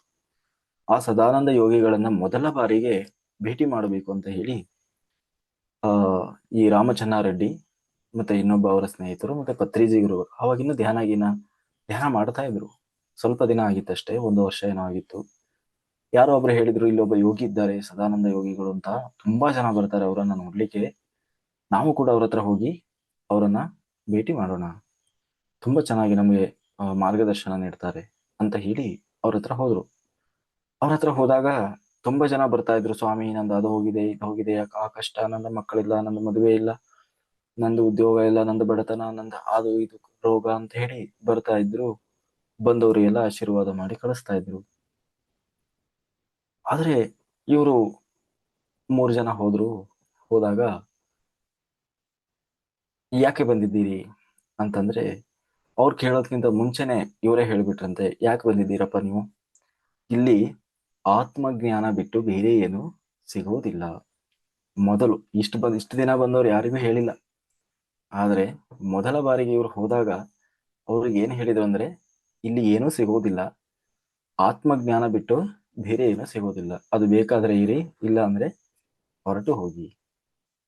ಆಗ ಪತ್ರಿಜಿ ಗುರುಗಳು ಹೇಳಿದ್ರಂತೆ, ನಮಗೂ ಅದೇ ಬೇಕಾಗಿದೆ, ನಮಗೆ ಬೇರೆ ಏನು ಬೇಡ, ಅದೇ ಬೇಕು ಅಂತ ಹೇಳಿ. ಅವಾಗಿನ ಕೆಲಸ ಮಾಡ್ತಾ ಇದ್ರು, ಜಾಬ್ ಮಾಡ್ತಾ ಇದ್ರು. ಆ ಕೊನೆಗೆ ಆಗ ಹೇಳಿದ್ರು, ಆ ಆಗ ಅವರು ಪಡೆದಂತಹ ಧ್ಯಾನವನ್ನ, ಅವರು ತಿಳಿದಂತಹ ಜ್ಞಾನವನ್ನ ಪತ್ರಿಜಿ ಗುರುಗಳಿಗೆ ಸರಿಯಾಗಿ ಅರ್ಥ ಮಾಡಿಸಿದರು, ತಿಳಿಸಿದರು. ಅವರಿಗಿರುವ ಎಷ್ಟೋ ಅನುಮಾನಗಳಿಗೆ, ಪ್ರಶ್ನೆಗಳಿಗೆ ಉತ್ತರ ನೀಡಿದರು. ಯಾವುದು ಸರಿಯಾದ ಧ್ಯಾನ, ಯಾವುದು ಸರಿಯಾದ ಸಾಧನೆ? ಯಾಕೆ ಅಂತಂದ್ರೆ ಇವತ್ತು ನಮ್ಮಲ್ಲಿ ಬಹಳಷ್ಟು ಧ್ಯಾನ ಪದ್ಧತಿಗಳಿದ್ದಾವೆ, ಬಹಳಷ್ಟು ಸಾಧನಾ ಪದ್ಧತಿಗಳಿದ್ದಾವೆ. ಆಮೇಲೆ ಬಹಳಷ್ಟು ಗುರುಗಳಿದ್ದಾರೆ, ಗುರು ಪರಂಪರೆಗಳಿದ್ದಾವೆ. ಈ ಎಲ್ಲದರ ನಡುವೆ ಯಾವುದು, ಎಷ್ಟೋ ಜನ ಪೂಜೆ ಮಾಡ್ತಾರೆ, ಪುನಸ್ಕಾರ, ವ್ರತ, ಮಂತ್ರ, ಜಪ, ತಪ, ಎಷ್ಟೊಂದು ಆಧ್ಯಾತ್ಮದ ಹೆಸರಿನಲ್ಲಿ ಸಾವಿರಾರು ದಾರಿಗಳಿದ್ದಾವೆ. ಆದರೆ ಯಾವುದು ಸರಿಯಾದದ್ದು, ಯಾವ ದಾರಿಯಲ್ಲಿ ಹೋದರೆ ನಾವು ಹೊಂದಬೇಕಾದದ್ದನ್ನ ಹೊಂದುತ್ತೀವಿ ಅನ್ನುವುದನ್ನ ತಿಳ್ಕೊಳ್ಬೇಕು. ಅದು ಬಹಳ ಮುಖ್ಯ. ಏನೋ ಮಾಡ್ತೀವಿ ಅಂತ ಮಾಡಿದ್ರೆ ಯಾರೂ ಏನನ್ನೂ ಸಾಧಿಸ್ಲಿಕ್ಕೆ ಸಾಧ್ಯ ಇಲ್ಲ. ಏನೋ ಹೇಳಿದ್ದಾರೆ ಅಂತ ಮಾಡಿದ್ರೆ, ಏನೋ ಗೊತ್ತಿದೆ ತಿಳಿದಷ್ಟು ಅಂತ ಮಾಡಿದ್ರೆ ಏನೂ ಪ್ರಯೋಜನ ಇಲ್ಲ. ನಾವು ಮಾಡುವ ಸಾಧನೆ, ನಾವು ಹೋಗುವ ದಾರಿ, ಪರಿವರ್ತನೆ ಅನ್ನುವುದು ನಮ್ಮಲ್ಲಿ ನಮಗೆ ಅರಿವಿಗೆ ಬರಬೇಕು. ಎಷ್ಟು ವರ್ಷದಿಂದ ಧ್ಯಾನ ಮಾಡ್ತಾ ಇದ್ರು, ನಮ್ಮಲ್ಲಿ ಏನೂ ಪರಿವರ್ತನೆ ಆಗಿಲ್ಲ ಅಂದ್ರೆ, ಏನೋ ಸಣ್ಣ ಪುಟ್ಟ ಬದಲಾವಣೆ ಆದ ಮಾತ್ರಕ್ಕೆ ನಮಗೆ ಧ್ಯಾನದಿಂದ ಬಹಳ ಒಳ್ಳೇದಾಗಿದೆ ಅಲ್ವಾ? ನಾನು ಯಾವಾಗ್ಲೂ ಹೇಳ್ತಾ ಇರ್ತೀನಿ ನೋಡಿ, ಧ್ಯಾನದಿಂದ ನಾವು ಏನನ್ನ ಪಡ್ಕೊಳ್ಬೇಕು ಅಂದ್ರೆ, ಧ್ಯಾನ ಅನ್ನೋದು ಒಂದು ಜ್ಯುವೆಲ್ಲರಿ ಶಾಪ್ ಇದ್ದಾಗ, ಅಲ್ಲಿ ಬಂಗಾರ, ವಜ್ರ, ವೈಡೂರ್ಯ ಸಿಗುವಂಥದ್ದು. ನಾವು ಅದು ಬಿಟ್ಟು ನಮಗೆ ಕೊತ್ತಂಬರಿ ಸೊಪ್ಪು, ಟೊಮೆಟೊ ಹಣ್ಣು, ಈರುಳ್ಳಿ, ಪುದೀನ ಸಿಕ್ತು, ಕೊತ್ತಂಬರಿ ಸೊಪ್ಪು ಅನ್ಕೊಂಡು ಕೂತ್ರೆ ಏನೂ ಪ್ರಯೋಜನ ಇಲ್ಲ ಅಲ್ವಾ? ಅದರಿಂದ ಬಂಗಾರ ಸಿಗ್ತದೆ, ಡೈಮಂಡ್, ವಜ್ರ ಸಿಗ್ತದೆ. ನಾವು ಬರೇ ಪುದೀನ ಸೊಪ್ಪು, ಕೊತ್ತಂಬರಿ ಸೊಪ್ಪು, ಈರುಳ್ಳಿ, ಟೊಮೆಟೊ, ಜಾಸ್ತಿ ಅಂದ್ರೆ ಒಂದು ಮಿಠಾಯಿ, ಚಕ್ಲಿ, ಕೋಡ್ಬಳೆ ಅಷ್ಟಕ್ಕೆ ತೃಪ್ತಿ ಪಡ್ಕೊಳ್ತಾ ಇದ್ದೀವಿ, ಖುಷಿ ಪಡ್ತಾ ಇದ್ದೀವಿ. ಎಷ್ಟೊಂದು ಒಳ್ಳೇದಾಗಿದೆ ನಮ್ಗೆ ಧ್ಯಾನದಿಂದ, ನಂದು ಹಂಗಿತ್ತು ಹಿಂಗಿತ್ತು ಅಂತ ಅಲ್ವಾ? ಬಂಗಾರ ಪಡ್ಕೊಂಡವರೇ ಇಲ್ಲ. ಹಂಗಾಗಿ ನಾವು ಧ್ಯಾನ ಮಾಡ್ತಾ ಇದ್ದೀವಿ, ಬಂಗಾರದ ಅಂಗಡಿಗೆ ಹೋಗಿ ಹೇಗೆ ಮಿಠಾಯಿ ಕೇಳಿದ್ರೆ, ಕೊತ್ತಂಬರಿ ಸೊಪ್ಪು, ಪುದೀನ ಕೇಳಿದ್ರೆ, ಟೊಮೊಟೊ ಹಣ್ಣು ಕೇಳಿದ್ರೆ ಎಷ್ಟು ಹಾಸ್ಯಾಸ್ಪದ ಇರ್ತದೋ, ಮೂರ್ಖತನ ಆಗ್ತದೋ, ಹಾಗೆ ಧ್ಯಾನದಲ್ಲೂ ಕೂಡ ಇಲ್ಲಿ ಮೋಕ್ಷವೇ ಸಿಗ್ತದೆ. ಆ ಮೋಕ್ಷವನ್ನ ಹೊರತುಪಡಿಸಿ, ಆ ಮೋಕ್ಷವನ್ನ ಪಡ್ಕೊಳ್ಳೋದು ಬಿಟ್ಟು ನಾವು, ನನಗೆ ಅದು ಸಿಕ್ತು, ಇದು ಸಿಕ್ತು, ನನಗೆ ಆರೋಗ್ಯ ಸಿಕ್ತು, ನನಗೆ ಮದುವೆ ಆಯ್ತು, ಉದ್ಯೋಗ ಸಿಕ್ತು, ಹಣ ಬಂತು, ದುಡ್ಡು ಬಂತು ಅನ್ನೋದು, ಅದು ಸಿಗ್ತದೆ, ತಪ್ಪಲ್ಲ, ಅದನ್ನ ಪಡ್ಕೊಳ್ಳೋದು ತಪ್ಪಲ್ಲ. ಆದ್ರೆ ಮುಂದಕ್ಕೆ ಹೋಗದೆ ಅಲ್ಲೇ ನಿಂತ್ಕೊಂಡ್ರೆ ಅದು ದೊಡ್ಡ ತಪ್ಪು. ಮುಂದಕ್ಕೆ ಹೋಗದೆ ಅಲ್ಲೇ ನಿಂತ್ಕೋಬಾರ್ದು, ಸ್ಟ್ರಕ್ ಆಗಬಾರ್ದು, ಅಷ್ಟಕ್ಕೆ ನಾವು ಸೀಮಿತ ಆಗಬಾರ್ದು. ಹಾಗಾಗಿ ನಾವು ಮೊದಲು ಧ್ಯಾನ ಅಂದ್ರೆ ಏನು ಅನ್ನುವುದನ್ನು ತಿಳ್ಕೊಳ್ಬೇಕು. ಧ್ಯಾನ ಅಂದ್ರೆ ಏನು, ಧ್ಯಾನ ಯಾಕೆ ಮಾಡಬೇಕು? ಎಲ್ಲರೂ ಧ್ಯಾನ ಮಾಡಿ ಅಂತಾರೆ. ಯಾಕೆ ಧ್ಯಾನ ಮಾಡಬೇಕು? ಪೂಜಕೋಟಿ ಸಮಂ ಸ್ತೋತ್ರಂ, ಸ್ತೋತ್ರಕೋಟಿ ಸಮೋ ಜಪಃ, ಜಪಕೋಟಿ ಸಮಂ ಧ್ಯಾನಂ, ಧ್ಯಾನಕೋಟಿ ಸಮೋ ಲಯಃ. ಉತ್ತರ ಗೀತೆಯಲ್ಲಿ ಯೋಗೀಶ್ವರ ಬ್ರಹ್ಮಜ್ಞಾನಿಯಾದಂತಹ ಶ್ರೀಕೃಷ್ಣ ಭಗವಾನರು ಹೇಳುವಂತಹ ಮಾತು ಏನು? ಪೂಜಕೋಟಿ ಸಮಂ ಸ್ತೋತ್ರಂ. ಆಧ್ಯಾತ್ಮ ಅಂದ ಕೂಡಲೇ ಎಲ್ಲರೂ ಆಧ್ಯಾತ್ಮ ಮಾರ್ಗದಲ್ಲಿ ಇರುವವರು ಆಚರಿಸುವಂತಹ ಕೆಲವು ಆಚರಣೆಗಳೇನು ಅಂತಂದ್ರೆ, ಪೂಜೆಗಳನ್ನ ಮಾಡ್ತಾರೆ. ಮೊದಲು ಪೂಜೆ ಮಾಡ್ತಾರೆ. ಕೆಲವರು ಪೂಜೆ ಮಾಡ್ತಾ ಅವರಿಗೆ ತಿಳಿದ ಹಾಗೆ ಮಾಡ್ತಾರೆ. ಪೂಜೆಯಲ್ಲೂ ನಾನಾ ರೀತಿಯ ಪೂಜೆ ಇದ್ದಾವೆ. 4 ಹೋದ ಕಡೆ ಎಲ್ಲ ಒಂದೊಂದು ಫೋಟೋ ತಗೊಂಡ್ ಬಂದಿರ್ತಾರೆ. ಮಂತ್ರಾಲಯಕ್ಕೆ ಹೋದಾಗ ಒಂದು ಫೋಟೋ, ಧರ್ಮಸ್ಥಳಕ್ಕೆ ಹೋದಾಗ ಒಂದು ಫೋಟೋ, ಅನ್ನಪೂರ್ಣೇಶ್ವರಿಗೆ ಹೋದಾಗ ಒಂದು ಫೋಟೋ, ಹೊರನಾಡಿಗೆ ಹೋದಾಗ ಒಂದು ಫೋಟೋ, ಎಲ್ಲೆಲ್ಲಿಗೆಲ್ಲ ಹೋಗ್ತಾರೆ, ಮನೆ ದೇವರಿಗೆ ಹೋದಾಗ ಒಂದು ಫೋಟೋ, ಎಲ್ಲಾ ಕಡೆಯಿಂದನೂ ಒಂದೊಂದು ಫೋಟೋ ತಂದಿಟ್ಕೊಂಡಿರ್ತಾರೆ. ಅದಕ್ಕೆ ಹಚ್ಚೋದು, ಬತ್ತಿ ಹಚ್ಚೋದು, ಅದಕ್ಕೆ ಅರಿಶಿಣ ಕುಂಕುಮ ಹಚ್ಚೋದು, ಧೂಪ ಹಾಕೋದು, ಆಮೇಲೆ ಏನು ದೀಪ ಹಚ್ಚೋದು, ಒಂದ್ 4 ಮಂತ್ರ ಹೇಳಿ ಏನ್ ಮಾಡೋದು, ಒಂದ್ 4 ಕಡ್ಲೆನೋ ಏನೋ ಒಂದು ಪ್ರಸಾದ ಇಟ್ಟು ಭರ್ಜರಿ ಡಣ ಡಣ ಡಣ ಡಣ ಗಂಟೆಯಲ್ಲಿ ಸುಡೋದು. ಪಕ್ಕದ ಮನೆಯವರು ಅಕ್ಕಪಕ್ಕದವರು ಏನು ಭಕ್ತಿ ಇವ್ರದು, ಏನು ಪೂಜೆ, ಏನ್ ಕತೆ ಅನ್ನುವಷ್ಟರ ಮಟ್ಟಿಗೆ ನಮ್ದು ಪೂಜೆ ನಡೀತದೆ. ಹೀಗೆ ಇಂತಹ ಪೂಜೆಗಳು ಮಾಡಿದರೂ ಕೂಡ ಆ ಪೂಜೆ ಯಾವುದಕ್ಕೆ ಸಮ ಅಂತಂದ್ರೆ, ಇಂತಹ ಕೋಟಿ, ಅಂದ್ರೆ ಒಂದು ದಿನ ನೀವು ಪೂಜೆ ಮಾಡಿದ್ರೆ ಅದು ಒಂದು ಪೂಜೆ ಅಂತ ಅರ್ಥ. ಇಂತಹ ಕೋಟಿ ಪೂಜೆಗಳನ್ನ ಮಾಡಿದರೆ ಆ ಪೂಜೆ ಯಾವುದಕ್ಕೆ ಸಮವಾಗಿರ್ತದೆ ಅಂದ್ರೆ ಒಂದು ಸ್ತೋತ್ರಕ್ಕೆ ಸಮವಾಗಿರ್ತದೆ. ಸ್ತೋತ್ರ ಕೋಟಿ ಸಮೋ ಜಪಃ. ಸ್ತೋತ್ರ ಅಂದ್ರೆ ನೀವು ಒಂದು ಬಾರಿ ಸ್ತೋತ್ರ ಹೇಳಿದ್ರೆ ಅಂತಹ ಒಂದು ಬಾರಿ ಹೇಳುವ ಸ್ತೋತ್ರವನ್ನ 1,000,000 ಬಾರಿ ಹೇಳಿದೆ, ವಿಷ್ಣು ಸಹಸ್ರನಾಮ 1,000,000 ಬಾರಿ ವಿಷ್ಣು ಸಹಸ್ರನಾಮವನ್ನ ಹೇಳಿದರೆ ಅದು ಒಂದು ಜಪಕ್ಕೆ ಸಮವಾಗಿರ್ತದೆ. ಒಂದು ಜಪ ಅಂತಂದ್ರೆ 1 ಗಂಟೆ ಕೂತು ಮಾಡುವಂತಹ ಜಪ. ಜಪಕೋಟಿ ಸಮಂ ಧ್ಯಾನಂ. ಇಂತಹ ಕೋಟಿ ಜಪಗಳನ್ನ ಅಂದ್ರೆ ಇಂತಹ ಜಪಕೋಟಿ ಸಮಂ ಧ್ಯಾನಂ ಅಂದ್ರೆ ಕೋಟಿ ಜಪಗಳು ಒಂದು ಧ್ಯಾನಕ್ಕೆ ಸಮ. ಅಂದ್ರೆ 1 ಗಂಟೆ ಧ್ಯಾನ ಮಾಡಿದರೆ ಬರುವ ಫಲ ಕೋಟಿ ಗಂಟೆಗಳು ಕುಳಿತು ಮಾಡುವ ಜಪಕ್ಕೆ ಸಮವಾಗಿರ್ತದೆ. ಅಂದ್ರೆ ಕೋಟಿ ಜಪ ಸಮಂ ಧ್ಯಾನಂ. ಧ್ಯಾನ ಒಂದು ಧ್ಯಾನಕ್ಕೆ ಸಮ. ಕೋಟಿ ಜಪ ಅಂದ್ರೆ ನೀವು ಕೋಟಿ ದಿವಸ ಜಪ ಮಾಡಬೇಕು. ಅದು ಯಾವುದಕ್ಕೆ ಸಮ? ಒಂದು ಧ್ಯಾನಕ್ಕೆ ಸಮ. ಒಂದು ಧ್ಯಾನ ಅಂದ್ರೆ 1 ಗಂಟೆಯ ಧ್ಯಾನ. ಧ್ಯಾನ ಕೋಟಿ ಸಮೋಲಯ ಅಂದ್ರೆ 1,000,000 ಬಾರಿ ನೀವು ಧ್ಯಾನ ಮಾಡಿದರೆ ಏನಾಗ್ತದೆ? ಸಮೋಲಯ.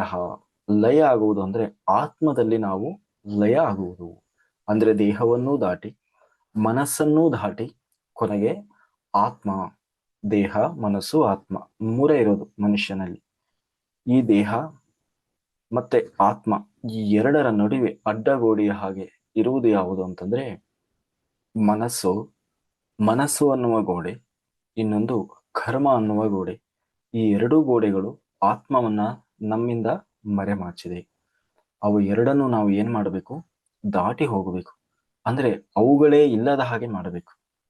ಹಾಗೆ ಅವುಗಳೇ ಇಲ್ಲದ ಹಾಗೆ ಮಾಡಿದಾಗ ಏನಾಗ್ತದೆ? ನಾವು ಒಂದು ಸಾರಿ ಲಯವನ್ನ ಹೊಂದುತ್ತೀವಿ. ಆ ಕೊನೆಗೆ ಲಯ ಹೊಂದುವುದೇ ಧ್ಯಾನದ ಪರಮ ಉದ್ದೇಶ. ಪತಂಜಲಿ ಮಹರ್ಷಿಗಳು ಹೇಳ್ತಾರೆ, ಧ್ಯಾನ ಅಂದ್ರೆ ಏನು? ಧ್ಯಾನಂ ನಿರ್ವಿಷಯಂ ಮನಃ. ಧ್ಯಾನಂ ನಿರ್ವಿಷಯಂ ಮನಃ ಅಂತಂದ್ರೆ ಧ್ಯಾನ ಮಾಡುವುದರ ಉದ್ದೇಶವೇ ಮನಸ್ಸನ್ನ ನಿರ್ವಿಷಯ ಮಾಡುವುದು. ಅಂದ್ರೆ ವಿಷಯಗಳೇ ಇಲ್ಲದ ಹಾಗೆ, ಯೋಚನೆಗಳನ್ನ ಮಾಡದ ಸ್ಥಿತಿ, ಅದು ಕೆಲಸ ಮಾಡದ ಸ್ಥಿತಿ. ಅಂದ್ರೆ ಯೋಗ ಚಿತ್ತವೃತ್ತಿ ನಿರೋಧ. ಪತಂಜಲಿ ಮಹರ್ಷಿಗಳು ಹೇಳುವುದು ಏನು? ಧ್ಯಾನಂ ನಿರ್ವಿಷಯಂ ಮನಃ ಅಂದ್ರೆ ಮನಸ್ಸಿನಲ್ಲಿ ಯಾವ ವಿಷಯಗಳೂ ಕೂಡ ಇಲ್ಲದಂತೆ, ಆಲೋಚನೆಗಳು ಕೂಡ ಇಲ್ಲದಂತೆ, ಪುನಃ ಆಲೋಚನೆಗಳು ಕೂಡ ಬಾರದಂತೆ, ಮನಸ್ಸೇ ಇಲ್ಲದ ಸ್ಥಿತಿ, ಇದೆಯೋ ಇಲ್ಲವೋ ಅನ್ನುವ ಸ್ಥಿತಿಯನ್ನು ತಲುಪುವುದೇ ಯೋಗ ಚಿತ್ತವೃತ್ತಿ ನಿರೋಧ. ನಾವೆಲ್ಲ ಯೋಗ ಅಂದ ತಕ್ಷಣ ಯೋಗಾಸನ ಶುರು ಮಾಡಿಬಿಡ್ತೀವಿ. ಯೋಗಾಸನಕ್ಕೂ ಯೋಗಕ್ಕೂ ಸಂಬಂಧ ಇಲ್ಲ. ಯೋಗವೇ ಬೇರೆ, ಯೋಗಾಸನವೇ ಬೇರೆ. ಯೋಗಾಸನ ದೇಹಕ್ಕೆ ಸಂಬಂಧಿಸಿದ್ದು, ಯೋಗ ಆತ್ಮಕ್ಕೆ ಸಂಬಂಧಿಸಿದ್ದು. ಪತಂಜಲಿ ಮಹರ್ಷಿ ನೀಡಿದ ಸಂದೇಶದ ಅನುಸಾರ ಯೋಗವನ್ನ ಅಭ್ಯಾಸ ಮಾಡಿದರೆ, ಧ್ಯಾನ ಮಾಡುವುದರಿಂದ ಏನಾಗ್ತದೆ? ನಾವು ಈ ಚಿತ್ತವೃತ್ತಿ ನಿರೋಧವನ್ನ ಹೊಂದಬಹುದು. ಇನ್ನು ಧ್ಯಾನದ ಬಗ್ಗೆ ನಾವು ಹೇಳಬೇಕು ಅಂತಂದ್ರೆ ಮನಸ್ಸನ್ನ ಶಾಂತಪಡಿಸುವುದು ಅಥವಾ ಮನಸ್ಸನ್ನ ಅಧೀನದಲ್ಲಿಟ್ಟುಕೊಳ್ಳುವುದು ಅಥವಾ ಇಂದ್ರಿಯಗಳು ಮನಸ್ಸನ್ನು ಸಂಪೂರ್ಣವಾಗಿ ಹತೋಟಿಗೆ ತೆಗೆದುಕೊಂಡು ಬರುವುದು, ಇದೆಲ್ಲ ಒಂದೊಂದು ರೀತಿಯಾಗಿ ನಾವು ಅದನ್ನ ಅರ್ಥೈಸಬಹುದು ಧ್ಯಾನ ಅಂತಂದ್ರೆ. ಇನ್ನೂ ನಾವು ಆಳವಾಗಿ ಇದನ್ನು ತಿಳ್ಕೊಳ್ಳೋದಾದ್ರೆ ಪತ್ರಿಜಿ ಗುರುಗಳು ಯಾವಾಗಲೂ ಹೇಳ್ತಾ ಇದ್ರು, ನೀವು ಬೇಕಾದ್ರೆ ಪತ್ರಿಜಿ ಗುರುಗಳ ವಿಡಿಯೋಗಳನ್ನ ನೋಡಿ, ಯಾವುದೇ ಭಾಷೆಯಲ್ಲಿ, ಇದು ಇಂಗ್ಲಿಷ್, ತೆಲುಗು, ಹಿಂದಿ, ಯಾವ ಭಾಷೆಯಲ್ಲಾದರೂ ಆಯ್ತು, ಪತ್ರಿಜಿ ಗುರುಗಳ ವಿಡಿಯೋ ನೋಡಿ ಅದರಲ್ಲಿ ಹೇಳ್ತಾರೆ, ಧ್ಯಾನದಲ್ಲಿ ಯಾವುದೇ ನಾಮಸ್ಮರಣೆ ಮಾಡಬಾರದು, ಯಾವುದೇ ಮಂತ್ರದ ಪಠನೆ ಮಾಡಬಾರದು, ಯಾವುದೇ ರೂಪ ನೆನಪು ಮಾಡಿಕೊಳ್ಳಬಾರದು. ನಾವೆಲ್ಲ ಏನ್ ತಿಳ್ಕೊಂಡಿದ್ದೀವಿ, ಧ್ಯಾನ ಅಂದ್ರೆ ದೇವರ ಧ್ಯಾನ ಮಾಡೋದು, ಯಾವುದೋ ಒಬ್ಬ ದೇವರನ್ನ ನೆನಪು ಮಾಡೋದು, ರಾಮನೋ ಕೃಷ್ಣನೋ ಗೋವಿಂದನೋ ನಮಗೆ ತಿಳಿದ ದೇವರ ಸ್ಮರಣೆ ಮಾಡುವುದು ಅಂತ ಹೇಳಿ, ಅದಕ್ಕಾಗಿ ಅಂತ ಹೇಳಿ ನಮಗೆ ತಿಳಿದಂಥದ್ದು ಅಲ್ವಾ. ಅದಕ್ಕೆ ಏನ್ ಮಾಡ್ತಾರೆ ಎಷ್ಟೋ ಜನ ಇವತ್ತು ಇವತ್ತು ಭಕ್ತಿ ಮಾರ್ಗದಲ್ಲಿ ಇರುವವರು ಕೂಡ, ನೀವು ಹೋಗಿ ಯಾರಾದ್ರೂ ತುಂಬಾ ಭಕ್ತಿ ಮಾಡುವವರು, ಪೂಜೆ ಮಾಡುವವರು, ಅವ್ರ ಹತ್ರ ಹೋಗಿ ನೀವು ಆ ಧ್ಯಾನ ಹೇಳ್ಕೊಡಕ್ ಹೋದ್ರೆ ಅವ್ರೇನ್ ಹೇಳ್ತಾರೆ, ನಾವು ದಿನ ಧ್ಯಾನ ಮಾಡ್ತೀವಿ ಅಂತ. ಪೂಜೆ ಆದ್ಮೇಲೆ ನಾವು 5 ನಿಮಿಷ 10 ನಿಮಿಷ ಕೂತ್ಕೊಂಡು ಧ್ಯಾನ ಮಾಡ್ತೀವಿ ಅಂತಾನೆ ಹೇಳ್ತಾರೆ ಅವ್ರು. ಎಷ್ಟು ವರ್ಷದಿಂದ ಧ್ಯಾನ ಮಾಡ್ತೀವಿ? ಇಲ್ಲ, ನಾವು ತುಂಬಾ ವರ್ಷದಿಂದ ಧ್ಯಾನ ಮಾಡ್ತೀವಿ, ಆದ್ರೆ ಬಹಳ ಹೊತ್ತು ಮಾಡಲ್ಲ, 10 ನಿಮಿಷ ಮಾಡ್ತೀವಿ ಅಂತಾರೆ. ಅವ್ರು ಮಾಡೋದು ಏನು ಗೊತ್ತು? ಕಣ್ಣು ಮುಚ್ಕೊಂಡು ಕೂತ್ಕೊಂಡು ರಾಮ ರಾಮ ರಾಮ ಅಂತ ಇರ್ತಾರೆ ಒಳಗೆ, ಇಲ್ಲ ಕೃಷ್ಣ ಕೃಷ್ಣ ಕೃಷ್ಣ ಅಂತ ಇರ್ತಾರೆ, ಏನೋ ಒಂದರ ಸ್ಮರಣೆ ಮಾಡ್ತಾ ಇರ್ತಾರೆ. ಆದ್ರೆ ಇಲ್ಲಿ ಪತ್ರಿಜಿ ಗುರುಗಳು ಹೇಳ್ತಾ ಇದ್ದಾರೆ, ಯಾವುದೇ ನಾಮಸ್ಮರಣೆಯನ್ನು ಮಾಡಬಾರದು, ಯಾವುದೇ ಮಂತ್ರ ಜಪವನ್ನ ಮಾಡಬಾರದು, ಯಾವುದೇ ರೂಪದ ಚಿತ್ರವನ್ನು ಕೂಡ ನೆನಪು ಮಾಡಿಕೊಳ್ಳಬಾರದು. ಮತ್ತೆ ಏನ್ ಮಾಡಬೇಕು? ಹೀಗೆ ಹೇಳಿದ ಕೂಡಲೇ ನಮಗೆ ಡೌಟ್ ಬರ್ತದೆ.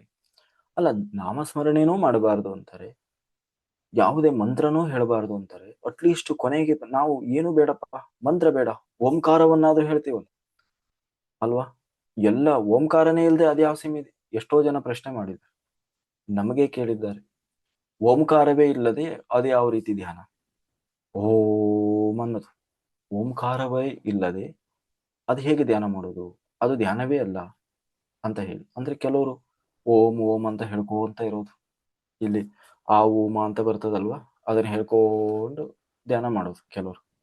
ಆವಾಗ ಸ್ವಲ್ಪ ವೈಬ್ರೇಷನ್ ಬರ್ತದೆ ಬಾಡಿಲಿ, ಆ ಓಂ, ನೋಡಿದ್ರ ಎಂತ ಒಳ್ಳೆ ಎನರ್ಜಿ ಬರ್ತದೆ ಅಂತ ಹೇಳ್ತಾರೆ. ಇವರು ಅದನ್ನ ನಂಬ್ಕೊಂಡು ಇನ್ ಮುಂದೆ ಆ ಓಮ ಆ ಓಮ ಅಂತ ಹೇಳಕ್ಕೆ ಶುರು ಮಾಡ್ತಾರೆ. ಅಂದ್ರೆ ಅದು ಕೂಡ ಧ್ಯಾನ ಅಲ್ಲ. ಯಾಕೆ ಧ್ಯಾನ ಅಲ್ಲ? ಮತ್ತೆ ದೇವರನ್ನೇ ನೆನಪು ಮಾಡಿಕೊಳ್ಳದೆ, ದೇವರಿಗಾಗಿ ಅಂತೇಳಿ ನಾವು ಮಾಡ್ತಾ ಇರುವ ಧ್ಯಾನ, ದೇವರನ್ನೇ ನೆನೆಸ್ಕೊಳ್ಬೇಡ ಅಂತಂದ್ರೆ ಹೇಗೆ? ಅಥವಾ ದೇವ್ರ ಮಂತ್ರ ಹೇಳಬೇಡ, ರೂಪ ಹೇಳಬೇಡ ಅಂದ್ರೆ ಹೇಗೆ ಅಂತಂದ್ರೆ, ಕೊನೆ ಪಕ್ಷ ನಾವು ಯಾವಾಗಲೂ ಶಿವನ ಪೂಜೆ ಮಾಡೋರು, ಪಂಚಾಕ್ಷರಿ ಮಂತ್ರವೇ ಅಷ್ಟಾಕ್ಷರಿ ಮಂತ್ರ, ನಾರಾಯಣನ ಪೂಜೆ ಮಾಡೋರು ನಮ್ದು ಅಷ್ಟಾಕ್ಷರಿ ಮಂತ್ರ, ನಾನು ಶಿವನನ್ನ ಪೂಜೆ ಮಾಡುವರು, ನಮ್ದು ಪಂಚಾಕ್ಷರಿ ಮಂತ್ರ ಇದೆ, ದೀಕ್ಷೆ ಆಗಿದೆ, ನಾವು ಅದನ್ನಾದ್ರೂ ಹೇಳ್ಕೊಂತೀವಿ ಅಂತಂದ್ರೆ ಅದು ಕೂಡ ಧ್ಯಾನ ಆಗುವುದಿಲ್ಲ. ನೀವು ಗಂಟೆಗಟ್ಲೆ ಮಾಡಿ ಓಂ ನಮ ಶಿವಾಯ ಓಂ ನಮ ಶಿವಾಯ ಅಂತ ಕೂತ್ಕೊಂಡು ನೀವು 1 ಗಂಟೆ ಕಣ್ಣು ಮುಚ್ಚಿ ಕೂತರು ಅದು ಧ್ಯಾನ ಆಗುವುದಿಲ್ಲ. ಓಂ ನಮೋ ನಾರಾಯಣಾಯ ಓಂ ನಮೋ ನಾರಾಯಣಾಯ ಅಂತ ನೀವು 1 ಗಂಟೆ ಕೂತರು, ಕಣ್ಣು ಮುಚ್ಚಿ ಕೂತರು, ಅದು ಧ್ಯಾನ ಆಗುವುದಿಲ್ಲ. ಕಣ್ಣು ಮುಚ್ಚಿ ಕುಳಿತ ಮಾತ್ರಕ್ಕೆ ಅದು ಧ್ಯಾನ ಅಲ್ಲ. ಯಾವುದೇ ಆದರೂ ಕಣ್ಣು ಮುಚ್ಚಿ ನಾವು ಕೂತ್ಕೊಂಡಿವಿ ಅಂದ ತಕ್ಷಣ ಅದು ಧ್ಯಾನ ಆಗುವುದಿಲ್ಲ. ಹಾಗಾದ್ರೆ ಯಾವುದು ಸರಿಯಾದ ಧ್ಯಾನ? ಹೇಗೆ ಧ್ಯಾನ ಮಾಡಬೇಕು? ಪತಂಜಲಿ ಮಹರ್ಷಿಗಳು ನಮಗೆ ಹೇಳಿದ್ದಾರಲ್ವಾ, ನಿರ್ವಿಷಯಂ ಮನಃ ಧ್ಯಾನಂ.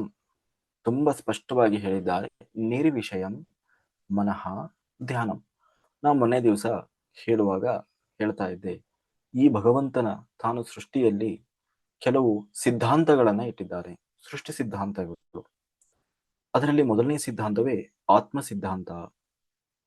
ಆತ್ಮ ಸಿದ್ಧಾಂತದ ಮೊದಲ ಮುಖ್ಯವಾದ ಅಂಶ ಯಾವುದು ಅಂತಂದ್ರೆ 2, ನಾನು ದೇಹ ಅಲ್ಲ ಆತ್ಮ. ನಾನು ದೇಹ ಅಲ್ಲ ಆತ್ಮ ಅಂತ ಮನುಷ್ಯ ಜೀವಿಸಬೇಕು. ಅದೇ ಭಗವಂತ ಸೃಷ್ಟಿಸಿದಂತಹ ಆತ್ಮ ಸಿದ್ಧಾಂತ. ಯಾರು ಅದನ್ನ ಅವಗಾಹನೆ ಇಲ್ಲದೆ, ಅದರ ಅರಿವು ಇಲ್ಲದೆ, ನಾನು ದೇಹ ಅಂತ ಭಾವನೆಯಿಂದ ನಾನು ಆತ್ಮ ಅನ್ನೋದನ್ನು ತಿಳಿದುಕೊಳ್ಳದೆ ಬದುಕ್ತಾ ಇದ್ದಾರೆ, ಅವರು ಭಗವಂತನ ಸೃಷ್ಟಿಗೆ ವಿರುದ್ಧವಾಗಿ ಜೀವಿಸ್ತಾ ಇದ್ದಾರೆ ಅಂತ ಅರ್ಥ. ಎರಡನೇದಾಗಿ ಆತ್ಮ ಸಿದ್ಧಾಂತದ 2ನೇ ಅಂಶ ಯಾವುದು ಅಂತಂದ್ರೆ, ಒಳಗೆ ಇರುವ ಆತ್ಮವೇ ಭಗವಂತ, ಅವನೇ ಪರಬ್ರಹ್ಮ.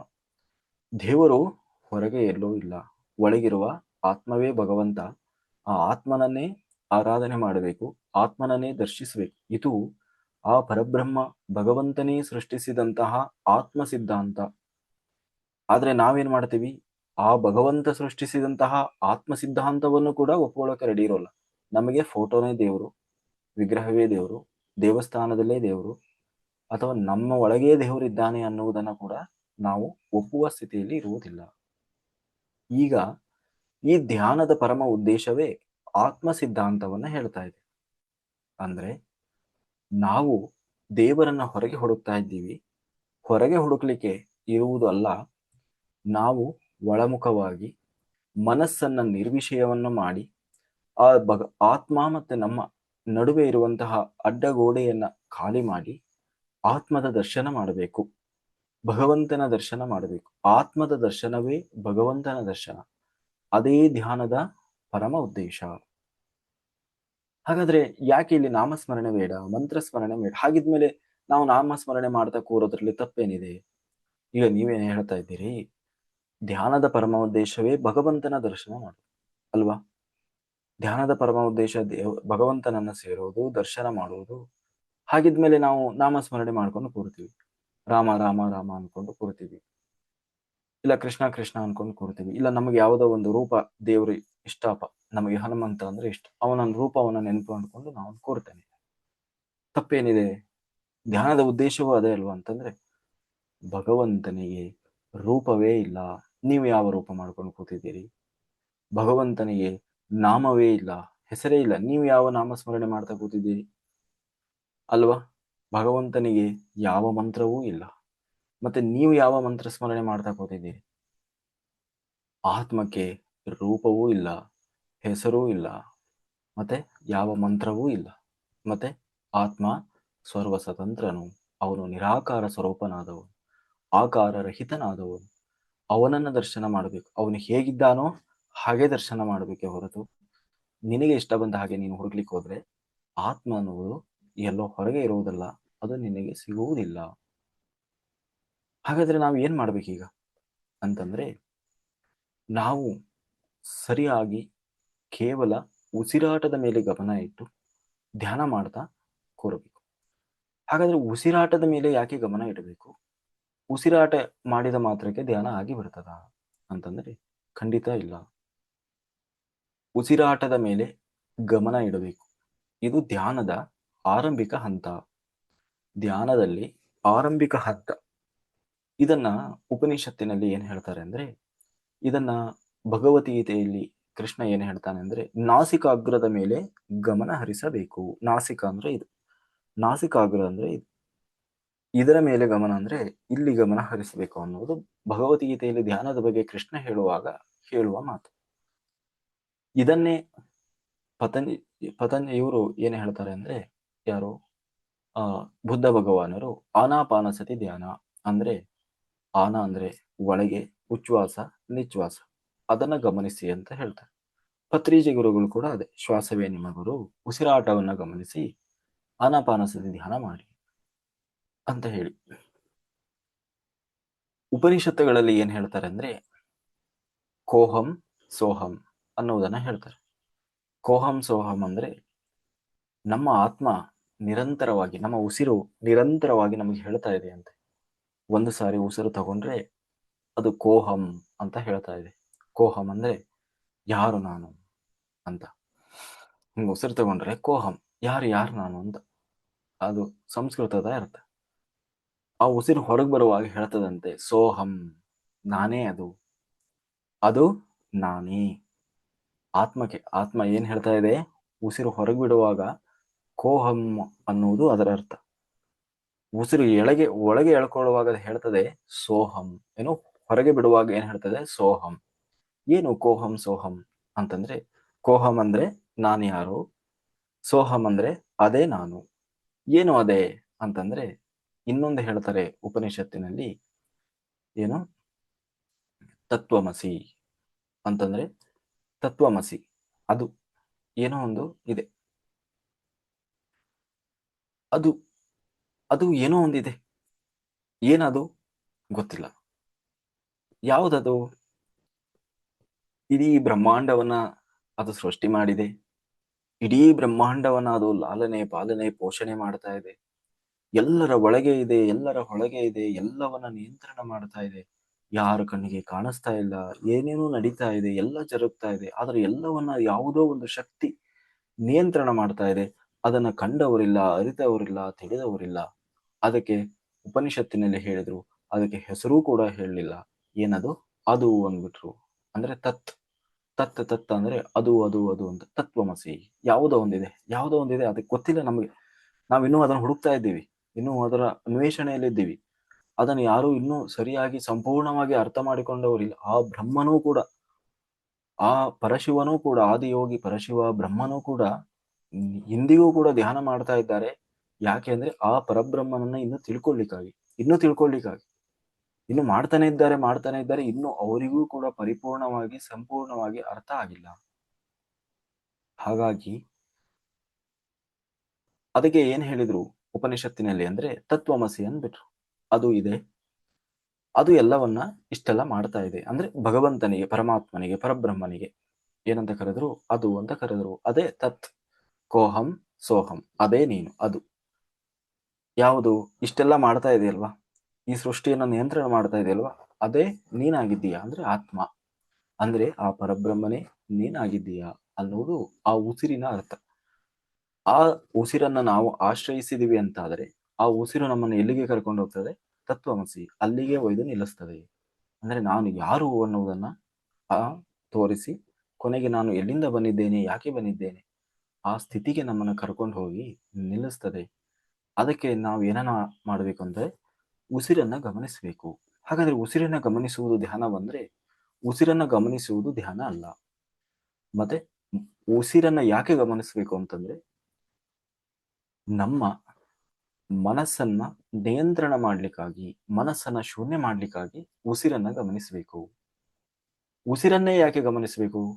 ಗಮನಿಸೋದೇ ನಿಜ ಆದ್ರೆ ನಾವು ಏನನ್ನೂ ಗಮನಿಸ್ತೀನಪ್ಪ, ನಾನು ಇನ್ನೇನೋ ಕಣ್ಣು ಬಿಟ್ಟುಕೊಂಡು ಏನೋ ನೋಡ್ತಾ ಕೂತ್ಕೊಳ್ತೀನಿ, ಅಥವಾ ಕಣ್ಣು ಮುಚ್ಚಿಕೊಂಡು ಏನೋ ಮಂತ್ರವನ್ನ ಹೇಳ್ಕೊಂತ ಕೂತ್ಕೊಳ್ತೀನಿ, ಅಥವಾ ಯಾವುದೋ ಒಂದು ಚಿತ್ರ, ದೇವರ ಚಿತ್ರವನ್ನು, ದೇವರ ವಿಗ್ರಹ ರೂಪವನ್ನು ನಾನು ನೆನಪು ಅದರ ಮೇಲೆ ಏಕಾಗ್ರತೆ ಇಟ್ಟು ಅದನ್ನೇ ಗಮನಿಸ್ತಾ ಕೂತ್ಕೊಳ್ತೀನಿ.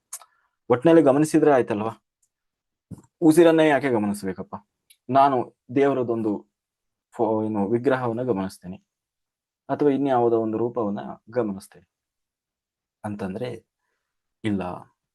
ಉಸಿರನ್ನೇ ಯಾಕೆ ನೀನು ಯಾವುದನ್ನೋ ಗಮನಿಸಿದೆ ಆದ್ರೂ ಧ್ಯಾನ ಆಗುವುದಿಲ್ಲ, ಅಥವಾ ಧ್ಯಾನ ಸ್ಥಿತಿಯನ್ನ ತಲುಪಲಿಕ್ಕೆ ಸಾಧ್ಯ ಇಲ್ಲ. ಉಸಿರನ್ನ ಯಾಕೆ ಗಮನಿಸಬೇಕು ಅಂದ್ರೆ ಧ್ಯಾನ ಸ್ಥಿತಿಯನ್ನ ತಲುಪಬಹುದು. ಧ್ಯಾನ ಸ್ಥಿತಿ ಅಂದ್ರೆ ಏನು ಅದು ಆಮೇಲೆ ನೋಡ. ಧ್ಯಾನ ಸ್ಥಿತಿಯನ್ನ ತಲುಪಲಿಕ್ಕಾಗಿ ಉಸಿರನ್ನ ಗಮನಿಸಬೇಕು. ಯಾಕೆ ಉಸಿರನ್ನ ಗಮನಿಸಬೇಕು? ಬೇರೆದನ್ನ ಗಮನಿಸಿದ್ರೆ ಆಗ್ತದಲ್ವಾ ಅಂತಂದ್ರೆ, ಬೇರೆದನ್ನ ಗಮನಿಸಿದ್ರೆ ನಾವು ಧ್ಯಾನ ಸ್ಥಿತಿಯನ್ನ ತಲುಪಲಿಕ್ಕೆ ಸಾಧ್ಯ ಇಲ್ಲ. ಉಸಿರನ್ನೇ ಗಮನಿಸಬೇಕು. ಯಾಕೆ ಉಸಿರನ್ನೇ ಗಮನಿಸಬೇಕು ಅಂದ್ರೆ ಉಸಿರಿಗೂ ನಮ್ಮ ಮನಸ್ಸಿಗೂ ನೇರ ಸಂಪರ್ಕ ಇದೆ. ಅದು ಈ ಸೃಷ್ಟಿಯಲ್ಲಿ ದೇವರು ಇಟ್ಟಂತಹ ಒಂದು ರಹಸ್ಯ, ಮನಸ್ಸಿಗೂ ಮತ್ತೆ ಉಸಿರು. ಅದು ಹೇಗೆ ಅಂತಂದ್ರೆ ನಾವು ಅದನ್ನು ಉದಾಹರಿಸಬಹುದು. ಏಕೆ ಅಂದ್ರೆ ನಮಗೆ ತುಂಬಾ ಸಿಟ್ಟು ಬಂದಾಗ ಏನಾಗ್ತದೆ? ಮನಸ್ಸು ತುಂಬಾ ಕ್ರೋಧ, ಸಿಟ್ಟು ಬಂತು, ಅಗ್ರೆಸಿವ್ ಆದಾಗ ಏನಾಗ್ತದೆ? ಉಸಿರಾಟ ಜೋರಾಗ್ತದೆ, ಸ್ಪೀಡ್ ಆಗ್ತದೆ, ನಾವು ಏದು ಉಸಿರು ಬಿಡ್ಲಿಕ್ಕೆ ಶುರು ಮಾಡ್ತೀವಿ. ತುಂಬಾ ಭಯ, ಆತಂಕ ಆದಾಗ ಏನಾಗ್ತದೆ? ಜೋರು ಉಸಿರಾಟ ಆಗ್ತದೆ. ತುಂಬಾ ಶಾಂತವಾಗಿ ಆರಾಮಾಗಿ ಕುತ್ಕೊಂಡು ಮನಸ್ಸು ಹಗೂರ ಆದಾಗ ಏನಾಗ್ತದೆ? ಉಸಿರಾಟ ಆಗ್ತಾ ಇದೆಯೋ ಇಲ್ಲ ಅನ್ನೋದು ಕೂಡ ನಮಗೆ ಗೊತ್ತಾಗೋದಿಲ್ಲ.